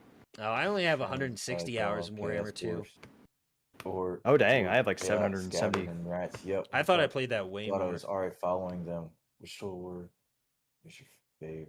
Well, 2 is, I think, 3 is the favorite. I mean, they're all just compound on each other, so 3. I think the one that had the best additions was 2. Yeah. Because that's where Skaven and Tomb Kings that's where and they Lizardmen. made the most improvement. Yeah. And Warhammer, it's like the Lord of the Rings trilogy. Yeah. It's like the first one set everything up, the second one's the best, and the third one was the finisher. Hard disagree. That's just my opinion. No. I like the Fellowship actually the most, funnily enough. That's what I hear from a lot of people, is Fellowship's their favorite. Fellowship is very nice. I'm Boromir There's is a great nothing. character. There's literally nothing wrong with any three of them. No. They're all amazing. They're all immaculate films. Like, actually, they are all arguably 10 out of 10s. It's really just a matter of preference, how much action. I just like Two Towers because Helm's Deep. That's what makes it for me. It's like, the Balrog and everything else is cool, but Two Towers is just like, you got the big ass horse charge down the mountain, and spoiler alert, by the way, chat. Sorry. Yeah. It actually, so pretty much it comes down to which battle you prefer, Helm's Deep or Minas Tirith. Yeah, like you like Helm's Deep, Minas Tirith, or the Balrog chase. Yeah. Or the troll fight. So it's troll, the big troll fight at the end. It's Helm's Deep or Minas Tirith. Or Osgiliath, if you're a big fan of Faramir. if you're not like his dad, Denethor, and you're a fan of Faramir. God, I rewatched that. It's just like he treats him like a piece of shit. Yeah, in the books, it's not as bad. He definitely shows favor towards Boromir. I think in the books, though, it's that obviously the Palantir corrupts him and all this stuff, so it's like accentuating his insanity. But I think his initial seed of like disdain for Faramir was because it reminds him of his mother. Yeah, who died in childbirth, I think. Yeah, the charge to Osgiliath is really one of the more haunting scenes, and it really exemplifies the point of like the people in power sending the young men of a country off to die for nothing.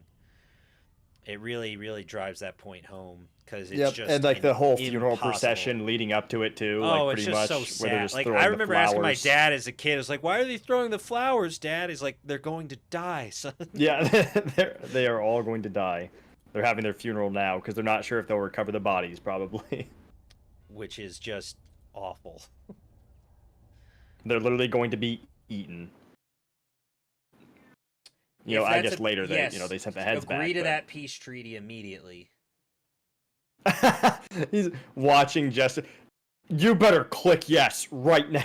Well, no, because you may not be able to attack Iron Rock yet, but it gives you money, and 2, it gives you some breathing room. So it's just like we immediately attack. It's like, man, this might actually.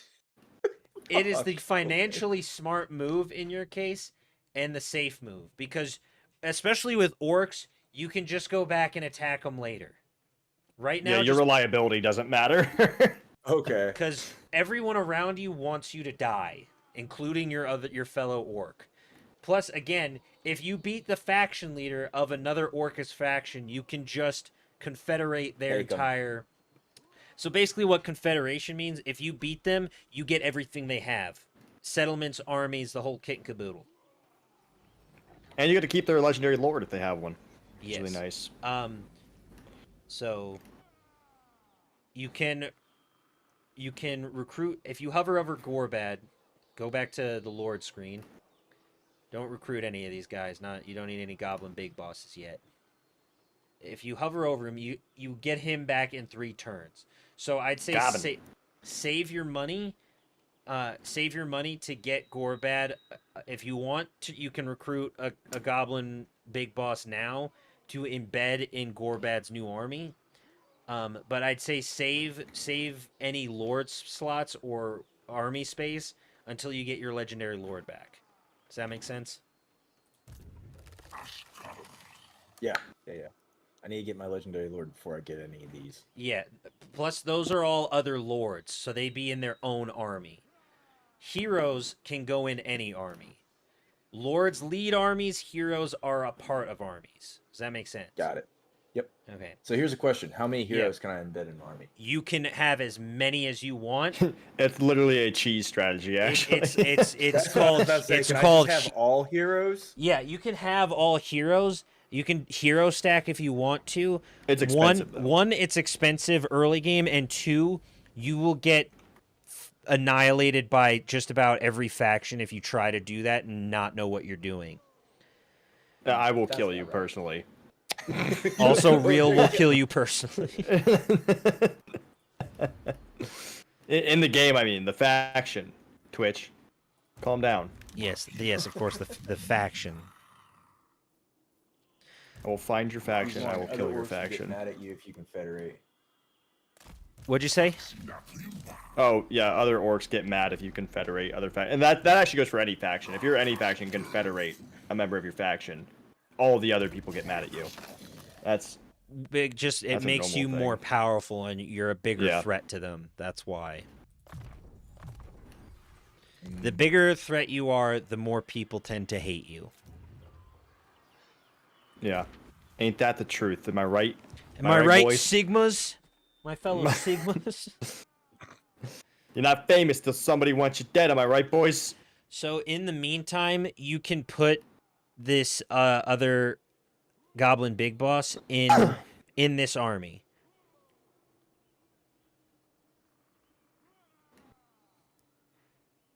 In Hozcub's army. Although you can't move him just yet, so I'd leave Hozcub where he is until Umug can get there. Umug? That's his name. That's you can name him something else, but every lord and hero gets a default name from the AI. I love it. And yeah, you get a bunch of weird, wacky, and sometimes just downright offensive. Scarbrands. All of his people are just variations of Scarbrand. Yep. God bless it. Scarbrass, Brand Blood, Brack Attack, Scarblood, Skier Bar. Yeah, that's the Nordic version. Yeah, Skjaldbard.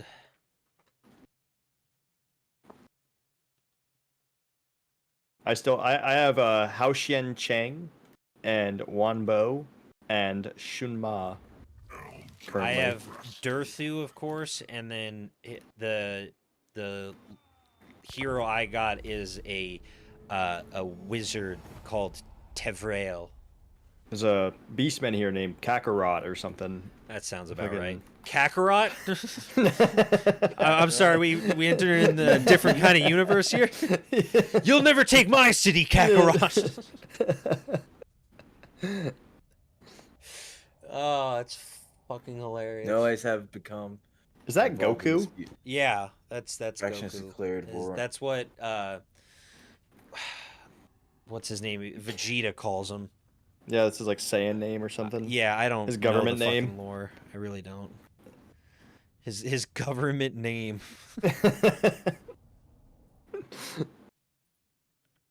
And this is what you wanted to avoid, but it sometimes is unavoidable. Thorgrim just declared war on you. So what you want to do is you see that massive army. Yeah, put him back in that settlement immediately because you're going to have to go on the defensive. Ooh. Ooh. I might be out anyway. Ooh. Yeah, you have a full 20 stack of dwarves who want nothing more than to fuck your day up. That is a, like, Steve, death noise. That is a, that is bad. Yeah. That is not good. Of all the things that you wanted to happen, that was the last on the list. Holy shit. Damn. Yeah, that's gonna hurt. Yeah, so first off, get your army back in Karag Drawn immediately. And start making more. Yeah, if you can. Embed Umug first, though, before you start recruiting. But put Hozcub back. Don't move Umug yet. Put Hozcub back in the settlement first.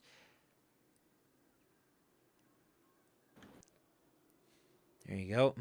Now put Umug in the army. All right, you have 5 recruitment slots left.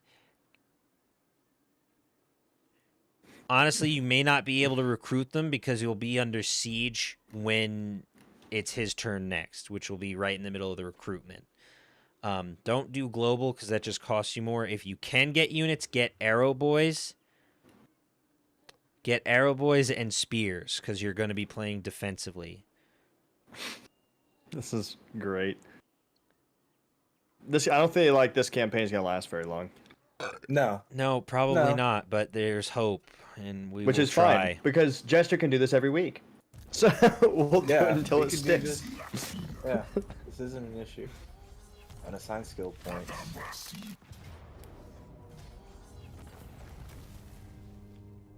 Oh my god, I was thinking. I did not want to do that. I didn't want to do that. Clogging up my feed. Oh my god. Boo oh, hoo. no. Now Nostradamus is coming for me. What a Skaven name. Nostradamus, huh? Alright. Is it Nostradamus? No, Nostradamus. Terrible.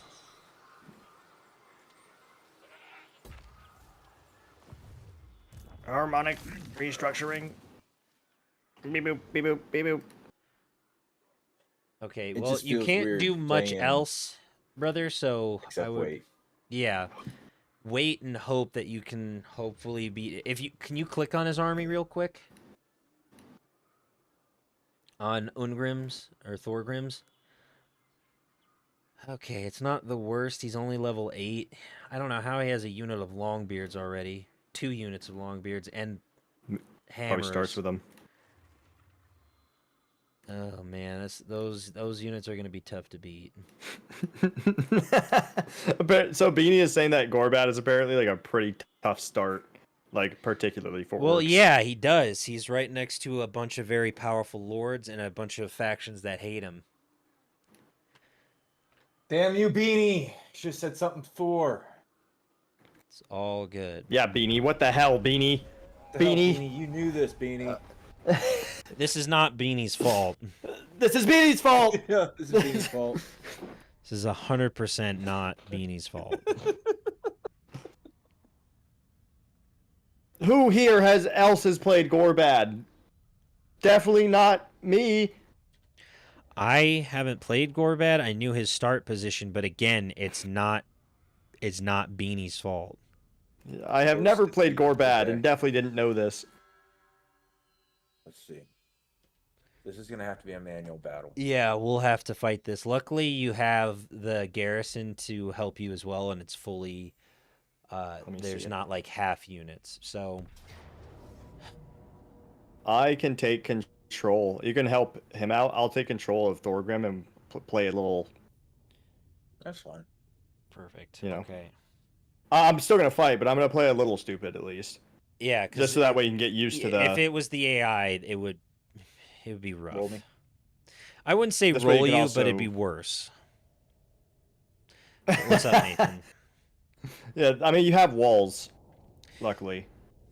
It is a settlement battle, thankfully. So if this was open field, you'd be screwed. At least you have some sort of defensive measures to do. But we'll go over everything before we hit start battle. Whatever you do, don't hit start battle. Start battle. Got it. First thing. Until everyone, first of all, until Real is ready, since he's on the enemy side, and until we're set up defensively. Should I nerf myself? Maybe I just won't send in my lords, my heroes. That would be the biggest, because Dwarven leadership is strong as shit. I'll just keep the 3 heroes back. They'll be my nerf. So if you look underneath your little character model, you should see a little button that says gift units. Under the main dude, bottom left-hand corner. Further bottom left. Yeah. So if you click that button, if you can click it, or I believe you have to select units and then hit that gift unit. So whatever units you see on the map that you want me to control, just select them and then fork them over. I'll also only attack from one direction. Thank you. That's fine. So I'm picking the. Can you guys see my units where I'm placing? Yeah, them? we can see them. Okay, I'm gonna be like these 2 lanes right here, where I just put the archers and everybody, like these 2 lanes. Copy. So Pretty can much you see that you're you're just coming coming from right straight here? forward. Did you see that ping? Yeah, he's coming from right here. Real, can you see these arrows? No. That's annoying. Okay, so Can you see my pings? Probably nope. not. No, unfortunately not. That's annoying. Well, I want archers. Okay, so I want them.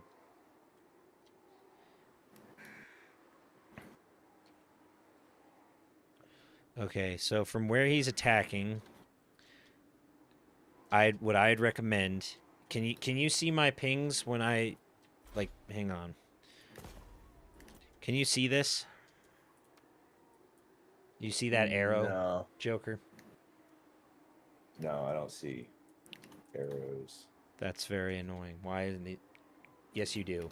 Yes, you here. Where? Look on the big red arrows on the ground. You're Oh, about to see I it. see it. There we go. Okay. I see what you mean. Yeah. Okay. So these archers that you have right here, place them on wanna put 'em this right ridge. Place them on this Yeah. ridge and bridge. So then that when his units come up, your infantry, which you're going to place here, and these choke points where he's attacking, they'll get clogged up and be bogged down with range fire. Does that make sense? Mm-hmm. Okay, I'm just trying perfect. to put him in the proper formation for this. Yep, I That's understand entirely. Like believe me, I understand military tactics. That's Fair enough. Well, I'm just trying to assist with the positioning because one, no, they're you're too good. far away. Yeah, because if I go, I see the range at the end of my pie, and I see that it's literally just above the trees. So if they don't come into the trees, Well, and that little also, gully, it's Real's not gonna not be hit. coming this way. He's coming from these two the split road right here. So Oh, never mind. yeah, that's why I was saying follow the arrows. But I if didn't see the arrows. you... I didn't see the arrows. It's all good. So what you're gonna want to do is get your infantry in these choke points. Yeah, right here. So okay, it's there. Second. Great boy, great weapons. Choke here, Spartan. There we go. Spartan maneuvers. So this means they can't wove through these villages in the middle, correct? No, though that is unpassable terrain. yeah. Do you see how sturdy that is? Okay, I just wanted to make sure. I understand entirely. Hey, Do you see those mean, ropes tying those boards together? right? You I should mean, in real also world, I see- would just roll through it. Well, We're yeah, just like, this nah, is just go also through a it. video game. I mean, if it's orcs, they'll just roll through it anyways. Exactly. You should see little hammers floating above certain areas. Look for one to a bit to the left. Don't build any of that. That's gonna just disappear in a second. You should look for one that has a tower. So if you go, can you see this ping? Does that pop up? The little eyeball. The little I see it. eyeball. Yeah. If you I got the Blackhawks ready. if you select that, you should be able to get a turret. So when his troops are coming from this angle, that turret should be able to fire upon them once they're in range. Okay. So you have some of your infantry set up. Now, Yeah, since he's sending his infantry all through these crossroads, there are opportunities to flank. So if you have some infantry right here or on this side along this flank, you should be able to come up and around and flank him. And also get to his ranged units, which will also be firing on your infantry. Any questions? Nope. Nope. We'll play it slow. I'll be keeping Yep. myself pretty wide open, to be honest. Okay. God, I want it to go that way. There I go. I'm gonna have a lot of fun with these gyro bobbers, though. I know you are. Just be nice. This is gonna be fun. I'm gonna have fun with these. Everything else, I'm just gonna leave. Once I have them attack, I'm kind of just gonna leave them alone. I'm just gonna micromanage the gyro bombers the whole time. If anything, Jester, I would take these archers and place them behind your infantry if there's no more room on the ridges, mainly because then they have a more direct line of fire. They can arch their shots over your units.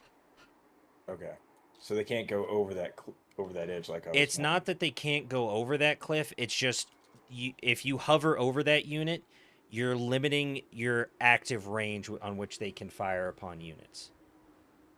They can also then be fired down upon by enemy arrows. You don't want to put your archers in low ground situations, is what I'm. And honestly, like archers on like any uneven terrain, honestly, gets really annoying and sucks, to be honest. Yeah, Well, these gunmen, for example. Like, yeah, line of sight is important for certain ranged units. Luckily, you're all arrows, so you can arch over terrain and your friendly units. The other thing I'm going to say is just bring up the rest of your infantry to be closer to the main point of engagement that Real is engaging in. So have most of your army in this sort of cluster, but also have some units here to protect your flank where that blue line is, or blue box. Where am I supposed to be going? Oh, I'm going the wrong direction. This. You're not going to go that direction. You have no need to. Yeah, so take all of these guys and put them over here. Yeah, perfect. And then the last thing you're going to want to do, I'd say for the farthest, the two most left archer units, right here, is place them behind the infantry. Just bring them down a bit, since they're going to be too far away to engage with the main force of the army that you're going up against. Does that make sense? Yep. Okay. And then final thing, disperse your lords and heroes throughout the army so that you'll see like a little circle around them. That's a leadership bonus. So these heroes and lords will inspire troops around them to fight for longer. Okay. There we go. Okay. So now you're ready to defend. You'll notice that some of your archers on this ridge won't be in range immediately. But as his forces push in, troops fall back. Yeah, slowly bring your troops back so that the archers can begin firing upon them. And just play it by ear and good luck. I'm not going to I'm not trying to baby you through this. I'm just giving you your best bet. Yeah, understood. So, if you have any questions while the battle is going on, think of me as the little pop-out advisor you see in Civilization or some shit. If you have a question, just ask. But when you're top right, you can pause the battle whenever you need to. Yeah, also true. That's a very good point. You'll see a little pause and slow-mo button. It's just like, hey, what the fuck's going on here? And then if you have any questions throughout, just let me know. I'm so fucked. You're scared of my Apache helicopters. He has, the dwarves have a version of helicopters. They are mainly used to harass units. If you'll notice, they only have 3,800 health. They are very, very susceptible to ranged attacks. So if he sends so I can still hit them with arrows. Yes, if he sends in the gyrocopters too far, your ranged units will automatically fire upon him, and he'll get focus fired.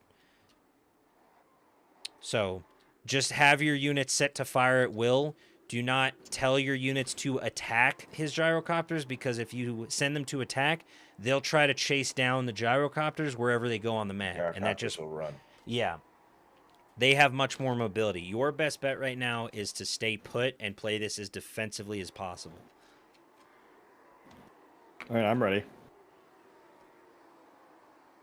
This is the most I've talked about a siege in I don't know how long. You ready? Yeah. If you're ready, hit start battle. And one thing I recommend right now is just hit Control A, select all your units. Just Control A that. And defend. Yeah, hit toggle guard mode. There you go. Perfect. So what guard mode does is now, if you hover over a unit, you'll see that they're bracing. Like, hover over a unit real quick. No, You'll see I didn't eager. want to do that. What did you hit? Stop. Hit Control A. Control A. Hit the hand. Control A. Hand. Pause. Everybody Control A. pause. Okay. So, so you still had your entire army selected, and you click somewhere on the map. So now they're all moving into a new position. Yeah, so hit Control A. I want these two to go back there. Oh boy. Control A. How do I hit stop all movements? Yep. Toggle. Control A. If you see on the bottom control board, there is a halt button. Nope. Keep halt. Guard mode on. It's backspace for me. Yep. It'll. If you hover over it, you can see the quick command once you have them selected. Halt. So now that you've hit halt in the process of command, they'll stop moving with where they're at. If you want them to get back into position, you'll have to select the units individually. That's fine. Okay. So it's growing pains. It's all good. It's going to happen. Yeah, shit happens. It's puberty. It's not anything close to puberty. It's puberty. You're going to grow into a big, strong strategist. It's not a Tuma. It's not. Excuse me. Grom the Paunch would have been way too confusing with his freaking melting pot bowl. His fucking belly. Yeah. Coming out of Pound Town, if there was Wisconsin. another faction I'd recommend him playing, it'd be Grimgore Ironhide, because he's just a big orc and he likes hitting stuff.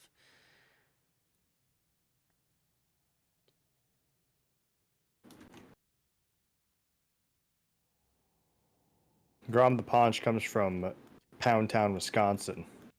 Also, isn't Grom technically just a really fat goblin? Yeah, he ate troll meat, and so it's just regenerating in his stomach constantly. Gross. And to pretty much, I guess, keep his stomach acid, like dissolving it at a good rate, he has to just continually eat things, which I'm not sure how that works, but... Well... Yeah, I orc anatomy, I don't know. Yeah, it's very different. Okay, have you repositioned everyone appropriately? I think so. Okay, then you're going to want to hit play, or better yet, go to slow motion and make sure everybody's moving where you want them to move. Yeah, they're all moving back where I want them to move. I'm about to be mean here. If you want to give me units to control, you can, but I don't have to. You really sent blasting charges after him. That's despicable. I'm sorry. I'm sorry, but I'm also not sorry, but I'm sorry. I'm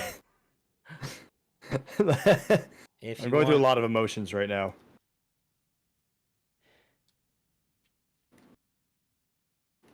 If you want to hit play, we'll go back to normal speed.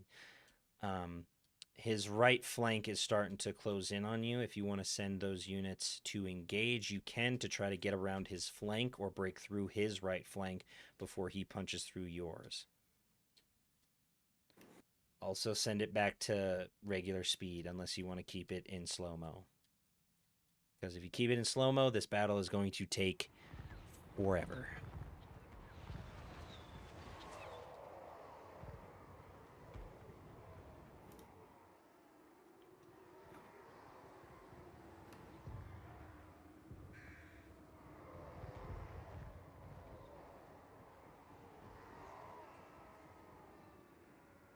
No, funnily enough, the balance of power is even. Somewhat. The blasting charges eliminated a lot of his front line.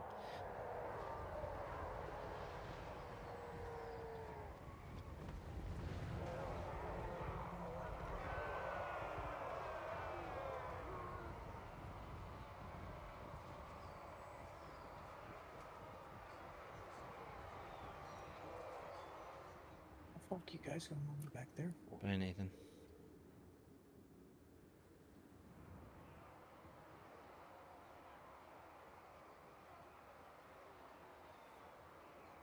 What the fuck? Do you have any questions? I was wondering why this one unit kept wanting to go all the way back underneath the bridge and back forth. I guess you can't go through this little cut right there. Fuck. I'm a war criminal right now. I feel bad. Yeah.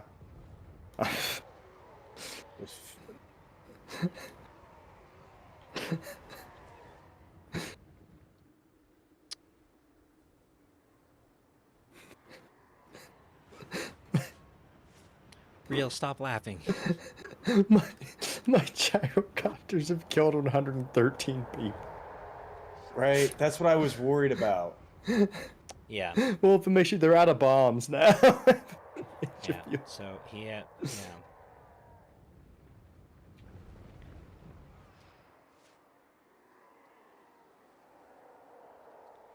You taunt me out. I know that part.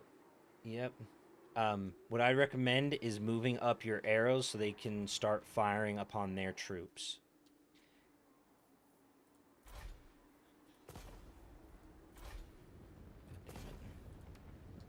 It's like you need to move these guys to right here, and then spread them out.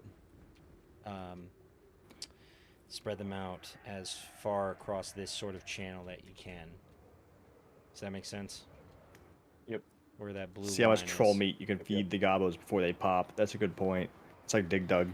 And then move these arrows back because they're currently involved in melee fighting, and you don't want your archers doing that. It's all good. I'm just pointing it out like a little advisor. And then send these orc boys in to fight because they're just sitting there for now, and they need to back up these other orc boys.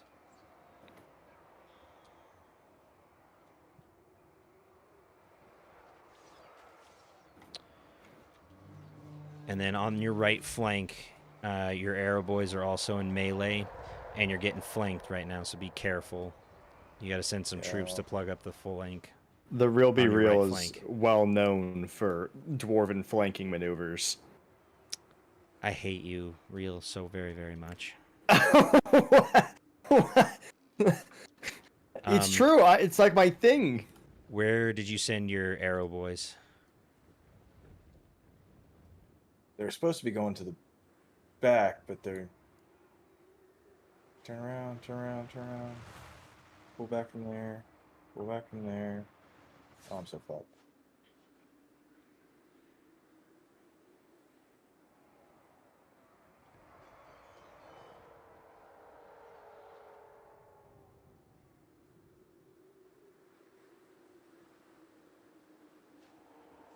You may indeed be fucked. Yeah, you may need to surrender this one, Real. Yeah, I can surrender. Okay, let's keep it playing for a little bit because if we start to see people routing. This layout of this map pissed me off because I thought you could get down here too from the bridge, but it's sending you all the way around. That's why it's doing that. Correct. That's why. So I was like, what the fuck? Now I see what was pissing you off. That's annoying. Either way, you got to get your arrow boys back in the fight because they have not done enough. Yeah, and they're just literally... They're taking the longest possible route around instead of cutting through this tiny-ass little gap, but apparently... Wait, they're trying to go under the bridge? Yes. The bridges? That's why I couldn't get that one unit I had sitting there waiting for a QRF response. Oh, wait, so... go through that point. Yeah, you see... you can't go through? They show traction like you can go through it, and then you can't go through it. That's what threw me the fuck off. Yeah, I thought you could, I was too. Pissed about because I'm like, what the fuck? Why can't I go through here? Dude, don't even worry. I can't stress to you how many times I've lost stupid battles. Because there are actually destructible fences and stuff in the game. Yeah, like, so that you characters will just run through. That looks like it's supposed to be able to both be. Real and I thought you could go through this. Yeah, so I thought you could too. Do not feel like bad. examining Real, the map. just surrender. Just dip. I'll surrender. I don't want him to map. I want a mass route. That is so stupid. Oh, wow. That pisses me off. Christ almighty. Yeah, Dwarves are a hard contender. This is enough to go left or right to and cover my ass, but... And I was a little mean with those blasting charges in general. You were incredibly mean. The gyrocopter strafing run. That's what I was worried about. It's like, even if they're meant to harass you, I don't care. Air against anything. Well, it's just the bombs, really. They have 16 of them, but I didn't realize you could... Did you know you could just, like, spam them? Yeah, you can do them back to back. Yeah, I thought they had a cooldown still, like a 30-second cooldown. With gyrocopters, you get 2 bomb drops, and then they turn into basically long-ranged aerial units. 2 bomb drops? No. I'm pretty sure it's 2. I had 16. What? I had 16 on those. That doesn't make any fucking sense. What? I had 16 bomb. No, sorry, 14 bomb drops. 14. I just watched it go through and annihilate. That doesn't make any fucking sense. I didn't actually. Okay, I'm gonna take over the enemy unit next time. God damn it! I did an actual Team USA fucking bombing straight. That doesn't make any fucking sense. But that was like. That's why when I saw it and when he first sent it over, I'm like, I'm so screwed. Because you wiped out half of everything right there. I'm like, I thought this was only supposed to harass me. Not 14. Well, so like, there's multiple kinds of gyrocopters. See, now you've screwed it because now it's a decisive defeat. Real. There's multiple kinds of gyrocopters. We're gonna fight this again. I'm taking control of Thorgrim. Well, you don't trust me? No, you fucking annihilated half his army.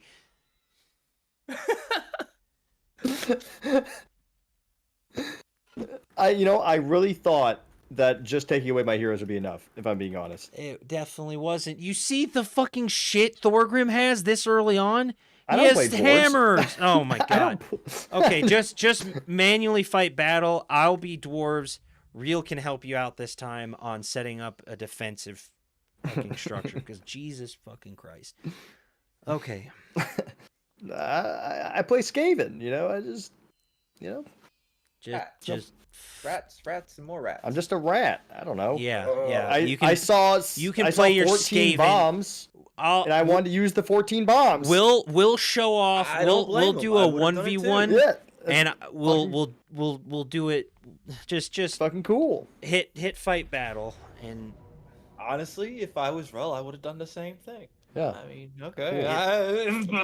Well, fair enough. 14 bombs. It's cool. That doesn't make any sense. It's 2 in vanilla. Why the fuck did they give you 12 more? Are they normal gyro? These might be a variant. This is probably a variant. I fucking hope not. That's terrifying. No, these are gyro bombers, not gyrocopters. Oh, god damn. I was about to say, it's like the gyrocopters have 2. Yeah, these are gyro bombers specifically. Well, still, 14 seems like way too many. The B2. I just did Operation Midnight Hammer on Jester. Shut up. Shut the fuck up. I don't like waking up in the fucking morning with the threat of World War III on my head. Oh, it's fine. Look up and fine. Go. It's not going to happen. Every service member in the world is just like, whatever. It's not happening. 14 bombs. That's insane. You know what would happen? This is... Okay, cool. I can go to my neighbor. Hey, we're about to go to war. Can I have a gun? Here. Yeah, there you They'll go. just hand me one.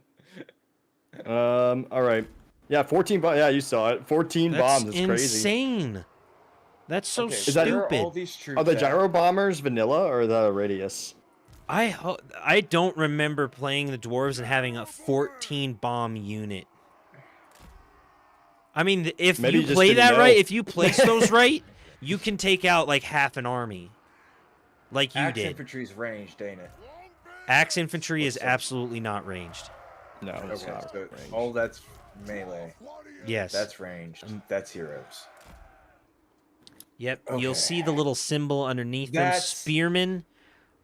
That's some bullshit right there. Those are bullshit. What? Right here. The gyrocopters? Yeah, they're bullshit. Bullshit. No, those are fun. those are a great unit. Left of my army. What confuses me is that the blasting charge miners have full blasting charges again. Yeah, and the bombers, do they have full bombs again? Yep, full bombs, full everything. You're not moving. They got a refuel. You're not moving. No, I'm not. So, I am attacking you with different like tiers of units and whatnot. Oh, no. I am not going to send in all of my ranged units and then not play the siege battle how the AI is supposed to, and I'm not going to eliminate half of whatever's left of your army. No, I sent it in stupid. The only thing I did smart was the fucking gyro bombers. Yeah. Yeah. Everything else I left alone. I didn't even touch anything else. That's I just sent it in insane. and I didn't touch it. That's just insane. Okay. I got in one famous The Real Be Real Dwarven Flanking Maneuver special. Yeah. That was it. Yep, of course. How could I forget? But yeah, if you want, you can gift me units. If not, it's fine. You can kind of just do your own thing. But he's coming in from the same places. I would recommend... I'm organizing real quick. Take as much time as you need, brother. Probably after this battle, we can stop for the night. Yep, I am not going to send in any ranged units. Well, because I know you wanted to play Rogue Trader tonight. So. Oh, I'm super excited. Yeah. But no, the reason I asked if they sent you an email is because the people who made, like, their influencer outreach person sent me an email about it, and I didn't know if it was legit or not. Yeah, the DLC. No, I did not get an email like that. Or maybe I did. I don't check my emails. You should have. So... They were just like, we see you play Warhammer, and you're like, check this out. And I'm like, okay. I haven't played Rogue Trader in ages, but, you know, fair enough.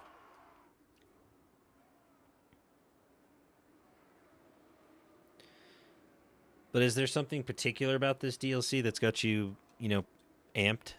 Or amped, I should say? I mean, it's the first time I've been able to stream Rogue Trader, and, like, a lot of people have actually been getting into it. I had 198 people last night. Damn. Yeah, like, and I don't do that. You know, I pull 10 to 20. Yeah, damn. So, I mean, I was gonna play Rogue Trader regardless, because I've been really excited for this DLC for like months now. It's just usually when I stream a classic RPG style game, not that many people are into it. Yeah. So it's just kind of like me. I understand. And like a couple other people. Yeah, like. It's like, oh, who's the diehards again? Get your asses back in here. Yeah. Yeah. I don't know, I guess they were doing a drops thing, which probably helped. Like, watch an hour of streams and like you'll get drops. Nice. So I'm guessing that's why. But I didn't even know about that. Well, still, keep it up, bro. I'll fucking stream some Rogue Traders again. I enjoyed playing it. I just haven't played it in a minute because, you know, we were playing Warhammer and, you know, that Vintage Story. Whammer. Oh, he's turtling up more. I see. Turtling up further back. Yeah. The biggest thing is be careful when you're putting a bunch of units close together, because you saw what can happen with certain units or even spells. So there's a lot of like mind games, especially when it's player v player siege battles. It can be very annoying.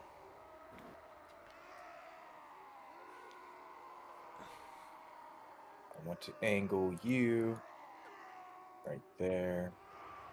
Careful of those B2s he's got. I'm not using them. I'm not using them. That's actually what I'm planning for. You have a good night, Tom. He's not going to use them. It's smart to plan for them, but I'm just saying I'm not using them.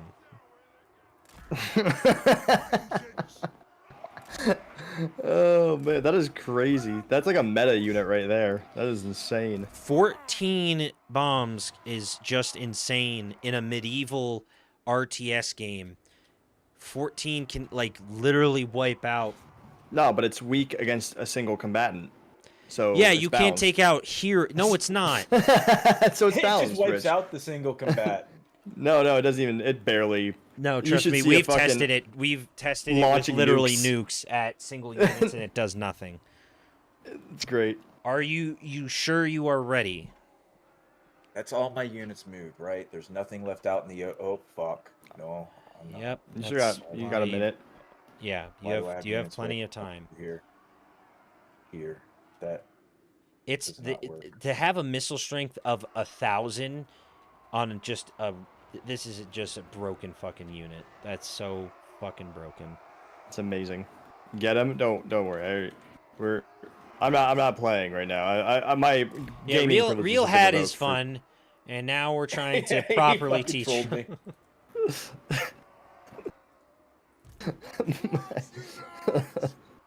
I'm too powerful. The changer of ways. He's in my head. Can't go this way, so this unit's Shut up. locked in this line. It's in my head, man. This It's way. out of my head. Putting smoke in my brain, This way I man. have time to react and turn. Okay, battle's These about two to begin. hold. All right. Smart. You're protecting your flanks. You're got your arrows set up appropriately. We'll go from here. And then I have to go the long way around because this is a fuck ass of a map. Yes. That's what I was... After I knew what the map was like, it's like, okay, I understand what I'm doing. Yep. Map layout is pretty important too, chat, believe it or not. Terrain, you have to use terrain to your advantage. High and low grounds. Yep. Choke When is your points. Kairos Fate Weaver tutorial coming out? Probably tomorrow. Hell yeah. It's going to be a 10-second video. It says, don't play corn. A. So the other Things. thing, especially with what you know is going to be a longer battle, is controlling how fast your units move. Because if you send a bunch of old dwarves in full plate with a shield and an axe sprinting across Full speed. They're Yeah. not fighting for shit. they're when going to they be get very there. tired when they get there.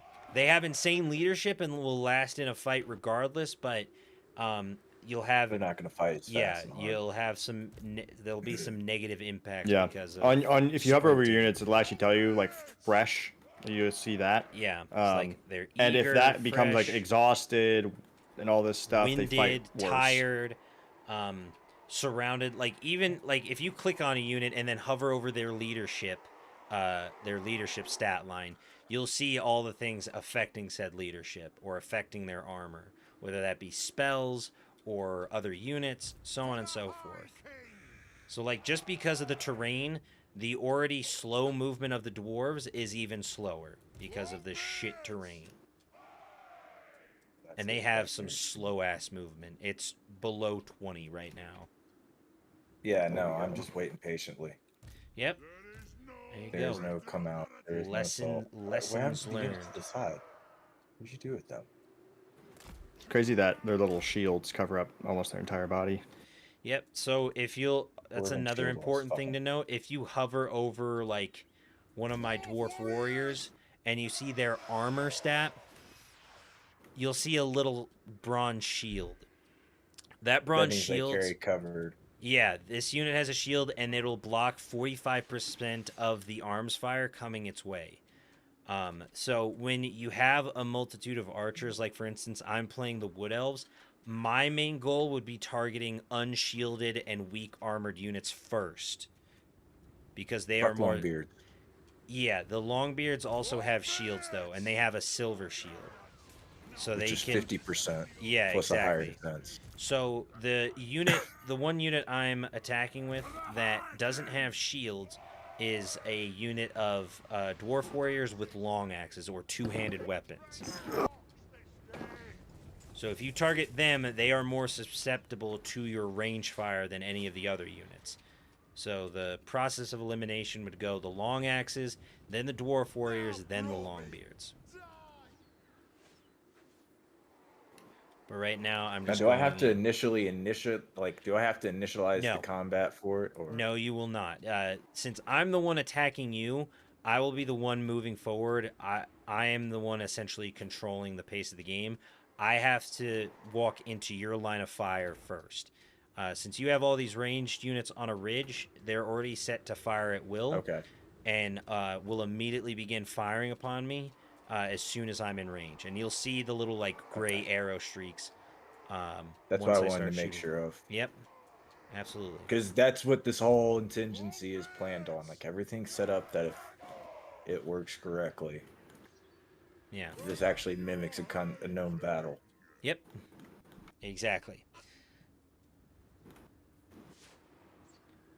So you're already doing better than most new players because you're actually learning from previous experiences. And some people will just play the same for ages. Boom. You'll have real screaming in your ear the entire time. That's why I set the archers up like I did, because I expected that shit again. It's like, okay, if they do that, if that happens again, whatever comes after this one, I have archers defending that one. Yeah.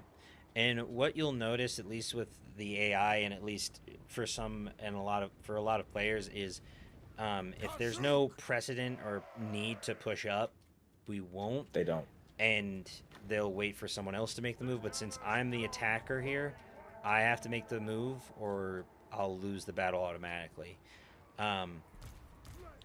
And typically, when you're attacking, you're going to want to... If this was a walled settlement and you had archers on the wall, you want to rush to break through the walls. But since this is just an open settlement, I can take my time until I get into your archer's range. And then I want to run to get into combat, to break through, to get to your archers as quick as I can. Does that make sense? Yep. Okay, perfect.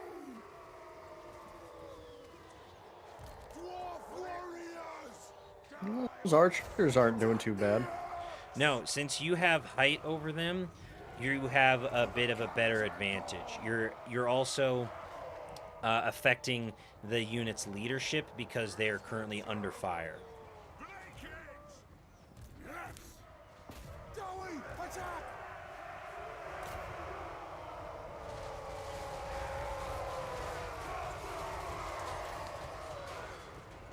Did you guys see that dwarf? Oh my god. Yeah, he moves. And if you zoom in, you'll see all the fun little animations that all the little units have. This is sort of the scrum of the fight. Orcs and dwarves, as far as Total War lore and most fantasy lore... There's just a bunch of orcs standing there. Yeah. A lot of them are standing there because they're not exactly in the front line. But you see the dwarves are slowly pushing around. They're getting in the fight, and then the orcs are doing the same. So now it's just a battle of who can hold the line and who can punch through. Right now you have the numbers advantage and the range advantage. Just make sure if you don't have ranged units firing, you get them in a position so that they can.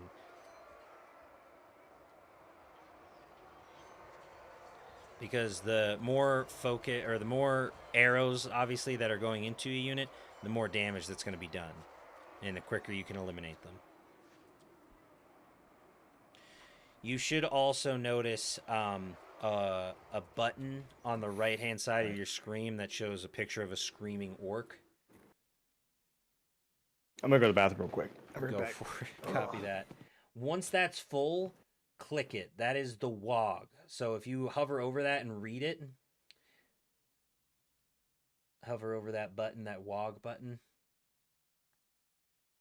Yeah, it gives me you'll see. You'll get base weapon damage increase, melee increase, and armor-piercing weapons damage increase. So all of your units are now instantly buffed.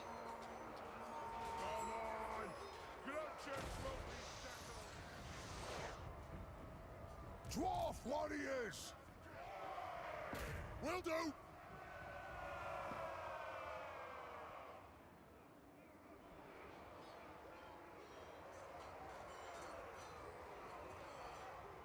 That way. You back out here. Oh, no. Keep on back. Just don't go under the bridge.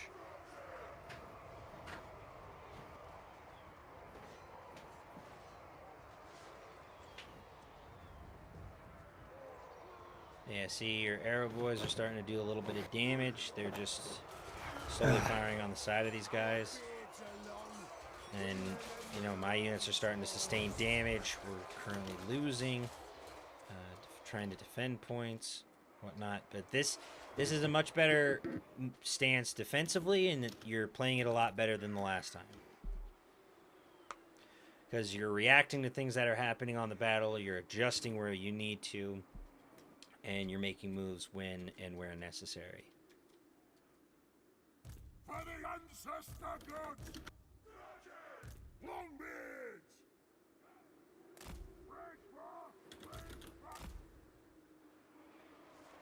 And then you should notice on the top bar of your screen you have building materials or more building materials. You can start to build more defensive turrets and ramparts wherever they pop up on the map, those little hammers. Yeah, he's actually been doing that quite a bit. Good. Been nice. The other thing is for arrow units, you want to spread them instead of vertically long ways, but as wide as possible, so that they can get cover up the most area. Yeah, exactly. They get a good firing stance, and they're formed up similar. They're still gonna fire as a unit. It's just typically you can get a little further. Pause. So okay, so you have some archers right here. Where? Here. Drawing red. You have some archers right here. Move them to this bridge. If you fire on their guys from behind, their shield bonus doesn't count. Oh, okay. And you will fuck them up. There you go. Okay. And then once you're done firing on those units, you can turn them around to fire on the units that are also attacking. Yeah. Okay. Are we ready to play? Yeah. Going back to play.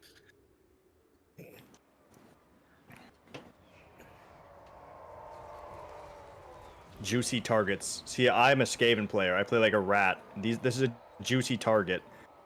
Look at all these dwarves with their back turned. This is no place for honor. Shoot them in the back. Pump those dwarfen legs! Go! And you'll see the difference That's too. Like shooting them in the back, you'll see like they're gonna be dropping like flies when you start doing that.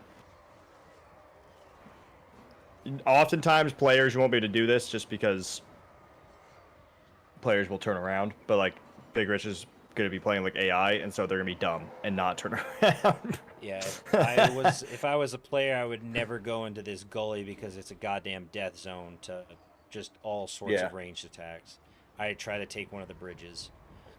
Yeah, that's why I went and looked at the map. I'm like, okay, if you're gonna play like this, I can play a basic tactic. Make sure you have them. Yeah, there we go. They're firing now. Only a few of them are firing though. You might need to move those axemen out of them. They might be interrupting some of their guys. I need to get the axemen ready. Oh my! Why can you spam that? That's so dumb. Oh, did you look at the bombs? Yeah, that's an insane amount of damage. Oh my god, that's broken. That's absolutely and utterly broken. Let me see. Total War. But Warhammer. To go to our earlier point about the dwarves just being a tough opponent, you see, if you go to your right flank where, no, they're at vanilla. Yeah. That's insane. Yeah. No, I know. That's fucking insane. I saw them on my right flank. That's why I'm adjusting these. Yeah, no. But what I was getting at is, despite the losses and the damage they sustained, do you see the little white bar under their unit? Under the health bar that they have? That's their leadership. Dwarves notoriously have some of the best leadership in the game. Like, even this unit that's in between 3 different archer units and still fighting is at decent leadership. So the biggest thing with dwarves is when you do fight them for real is targeting their leaders to affect their leadership as much as possible, because if dwarves see or are near their leader, they are almost unbreakable. They are some of the strongest units in the game in that capacity. But obviously, for balance, they are also very expensive if you are playing them. Also true. Dwarves are an expensive unit or expensive faction to play. So trying to find the balance between cost and effectiveness can be tough. While, as for instance, like Real was saying, the Skaven are just it's a bunch of meat and they throw it at the wall to see what takes out what. You can do that, or like pretty much you either with the Skaven you have to just do mass stuff, or you have to be very micromanagey with your strategies of, you know, like shooting people in the back, for example. Like you have to really line up a lot of your flanking really well. But you know what I think, Big Rich? I think the gyro bombers might have been added with Malachi. That's fair, but I mean, still, yeah. The amount of damage that 14 that is insane, and the fact you can spam it at least a 10-second cooldown. No, having a cooldown would be massive. But like, I could literally go in with the 10 bombs I have left, wipe out his army, and it wouldn't cost me anything. Yeah, well, I mean, you saw the strafing run I did. Yeah, I just did like 2 strafes, and just his entire army was half dead. It's so stupid. I think they added it with Malachi. And yeah, they need to have, I mean, honestly, it doesn't have to be anything big, but just a 10-second cooldown would like really. They need a much larger cooldown than that. Then, I mean, I think with 10 seconds, though, it'd be one of those things where you'd constantly have to go back and micromanage it. You'd be pulling it back because you don't want to get shot, you know, and you'd have to keep going back and in. I mean, the fact, though, that you can just fucking go through one, like, square of units and just click, click, click, click, click. But yeah, you get the idea of defensive battles now, right, Jester? Yeah. Okay. Just because this battle might take forever, and also I'd have to surrender it anyways if you wanted to keep your army. Because Thorgrim will probably single-handedly take on the rest. Thorgrim is a very strong lord, and it's just... It stinks. It stinks. You should let him kill those gyro bombers. Yeah, I'm going to send in these guys... If you want to focus fire to get a little revenge, or just take them out. Just have all your archers fucking. I'm going to send these guys to retreat. Those guys can go.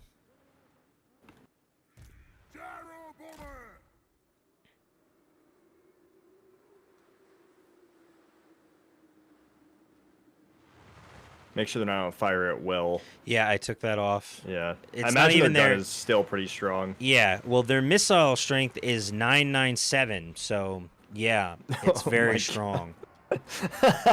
For comparison, for weapon strength, if the gyrocopters are at 997, your arrow boys are at 20. Are at 20. To show the disparity in technology at this current moment. But they're in skirmish mode? No, they are not in melee mode. No, the archers. I don't know. They might be in skirmish mode. Because they're running away. Oh, maybe not. I don't know. Archers supposed to be all setting up over here. Let's have them fire at the helicopters. They'll figure themselves out if you just right-click the helicopter with them. Also, do not send those orc boys out. They will get decimated by the hammers. If you hover over a unit, you can see its stats, or click on an enemy unit, you can see its stats. Oh. And its health. Yeah. The hammerers and longbeards are 2 of the strongest units in the game. Oh, see, here we go. Yeah, I mean, this is the balance. I mean, honestly, these things are fucking weak as shit, though. They are just...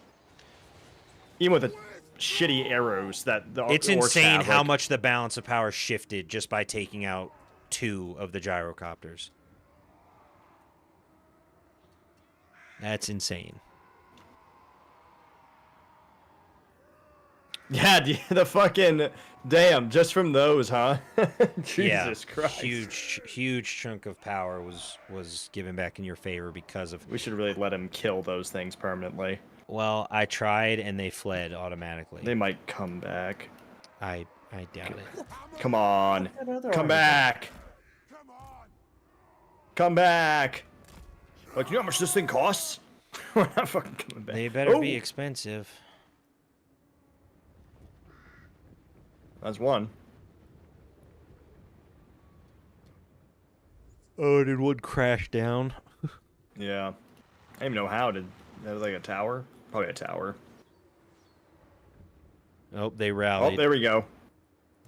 Shut him Here, back. I'll send them into melee. Is that possible? Yeah, they're all flying is? units have a melee button. Will they like go down and? Yeah, they'll like swing around in their little helicopters and fight. That's crazy. I was not aware of this. I've never even, probably because it's such a bad idea, I've never even thought of that. Yeah, sending a helicopter to fight orcs on the ground. How is that not a brilliant idea, strategically speaking?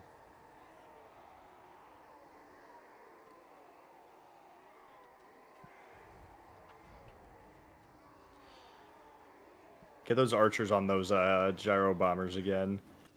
I'm sending them into melee combat. Don't. Oh, Oh, really? Fled. They fled. Oh, they fled. All right, we can call it there.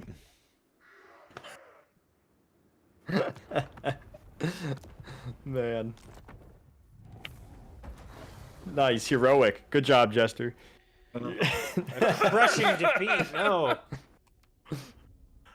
But trust me, it's like I've played several just solo campaigns, and it's incredibly stressful when you get done fighting a battle and then just another 20 stack of opponents comes in. And Real can attest to this, I'm sure, with his world domination campaign. It's just there are some really fucked situations, and you're just like, why is the AI doing this, and why is it so unfair? And it's just like, well, it sucks to suck is pretty much what the system tells you. Oh yeah, no, that's all RTS. When you start getting some magic, that's when when the real magic is fuckery begins. Yeah, it's so overpowered. And you got some good spells as orcs, like was it the foot of Mork or whatever? Yeah. Like, well, you also can like call wogs on enemy factions where you can basically double all your armies for no cost. But that's a different thing. It's so we'll get insane. that next week. For now, I want 20 single battles and 5 siege battles by the end of the week. Yeah, you have homework now, Jester. You have to play campaign solo. And I would recommend playing Kislev. Like, so if you play like the Kislev has a very tough starting position for a lot. Well, of them. no, I mean like not for the Immortal Empires. I'm talking going like into the campaign. Yeah, if you go to I forget what it's called. It's the story campaign. Well, because like no tutorial. one fucking plays that. No, it's the story campaign, but it's a good way to learn the factions because you have to save a bear. Literally, that's the campaign. But you gotta save a bear. It's a story thing. You can play whatever faction you want from Total Warhammer 3 in it, but it's just I would recommend Kislev because it's the basic run-of-the-mill faction for Total Warhammer 3. Yeah. That was like at the time their easy faction. You know, like hey, play this to learn the game. Got it. But it takes time, and there's a lot of little nuances in micromanaging, especially in battles. So don't feel like you're not getting it all because you're not. But in time, you will. I have to fight this before we can save. Of course you do. No, like it's just an auto resolve. It's just literally. I know. It's a caravan thing. I have the hiccups. I literally have to. All right, now we can save. Saving. Don't do anything. There we go. It's everything. I'm honestly just shocked I got it to work with everything. Don't worry, there'll be another hot fix, and it's gonna. Shut up. There'll be another hot fix. It'll break everything, and you'll be missing a file again, and. Say that real. It'll be great. It'll be great. It'll be fun. I'll be out next week anyways. Probably being like, okay, another game. Fuck. And we'll just if you can't do it, we will just continue our Zinj and Corn. Yeah, we have another one going on at the moment right now. No, it's absolutely fine. Piss me off something fierce. I'm gonna fucking destroy Scarborough. Fucking hate Zinj with a burning passion. Such a deep hate for that fuck ass bird. What do you do? What do you do with? Hey, what do you do, Jester? If you were a faction that has no range, what do you do against flying units? You die. Yeah, there's not, I'm trying to think. What can you do as flying? Jump off mountains on top? Nothing. It's so stupid. It's so you die is what you fucking annoying. Right, right, Beanie. And then the real shitty part about Zinch is he has shield over his units that regens. Yeah, I have. So he can fly in with his stupid fucking flying units. They'll lose their shield, and he can pull them right the fuck out, and they don't lose any health. It is the most broken bullshit in the fucking game, and it pisses me off to no end. I'm playing Thorgood. All right. Good luck. Fucking helicopters. Yeah. All right. See you guys. Y'all have a nice night, deuces. Once again next week. Yep. Yeah. Bye-bye. Bye. Fuck Zinch. Bye-bye. Fuck-ass bird boy. God damn it. I was going to play League, but I think I'm going to call it a night. I need my sleep. I need some food, and I'm tired. But I will catch y'all tomorrow. Believe I can play some League then. I might do Rogue Trader as well. And we'll go from there. But, folks, it's been fun. It's been a good time. And I'll catch you next time. Bye, everybody. Bye-bye. Bye-bye.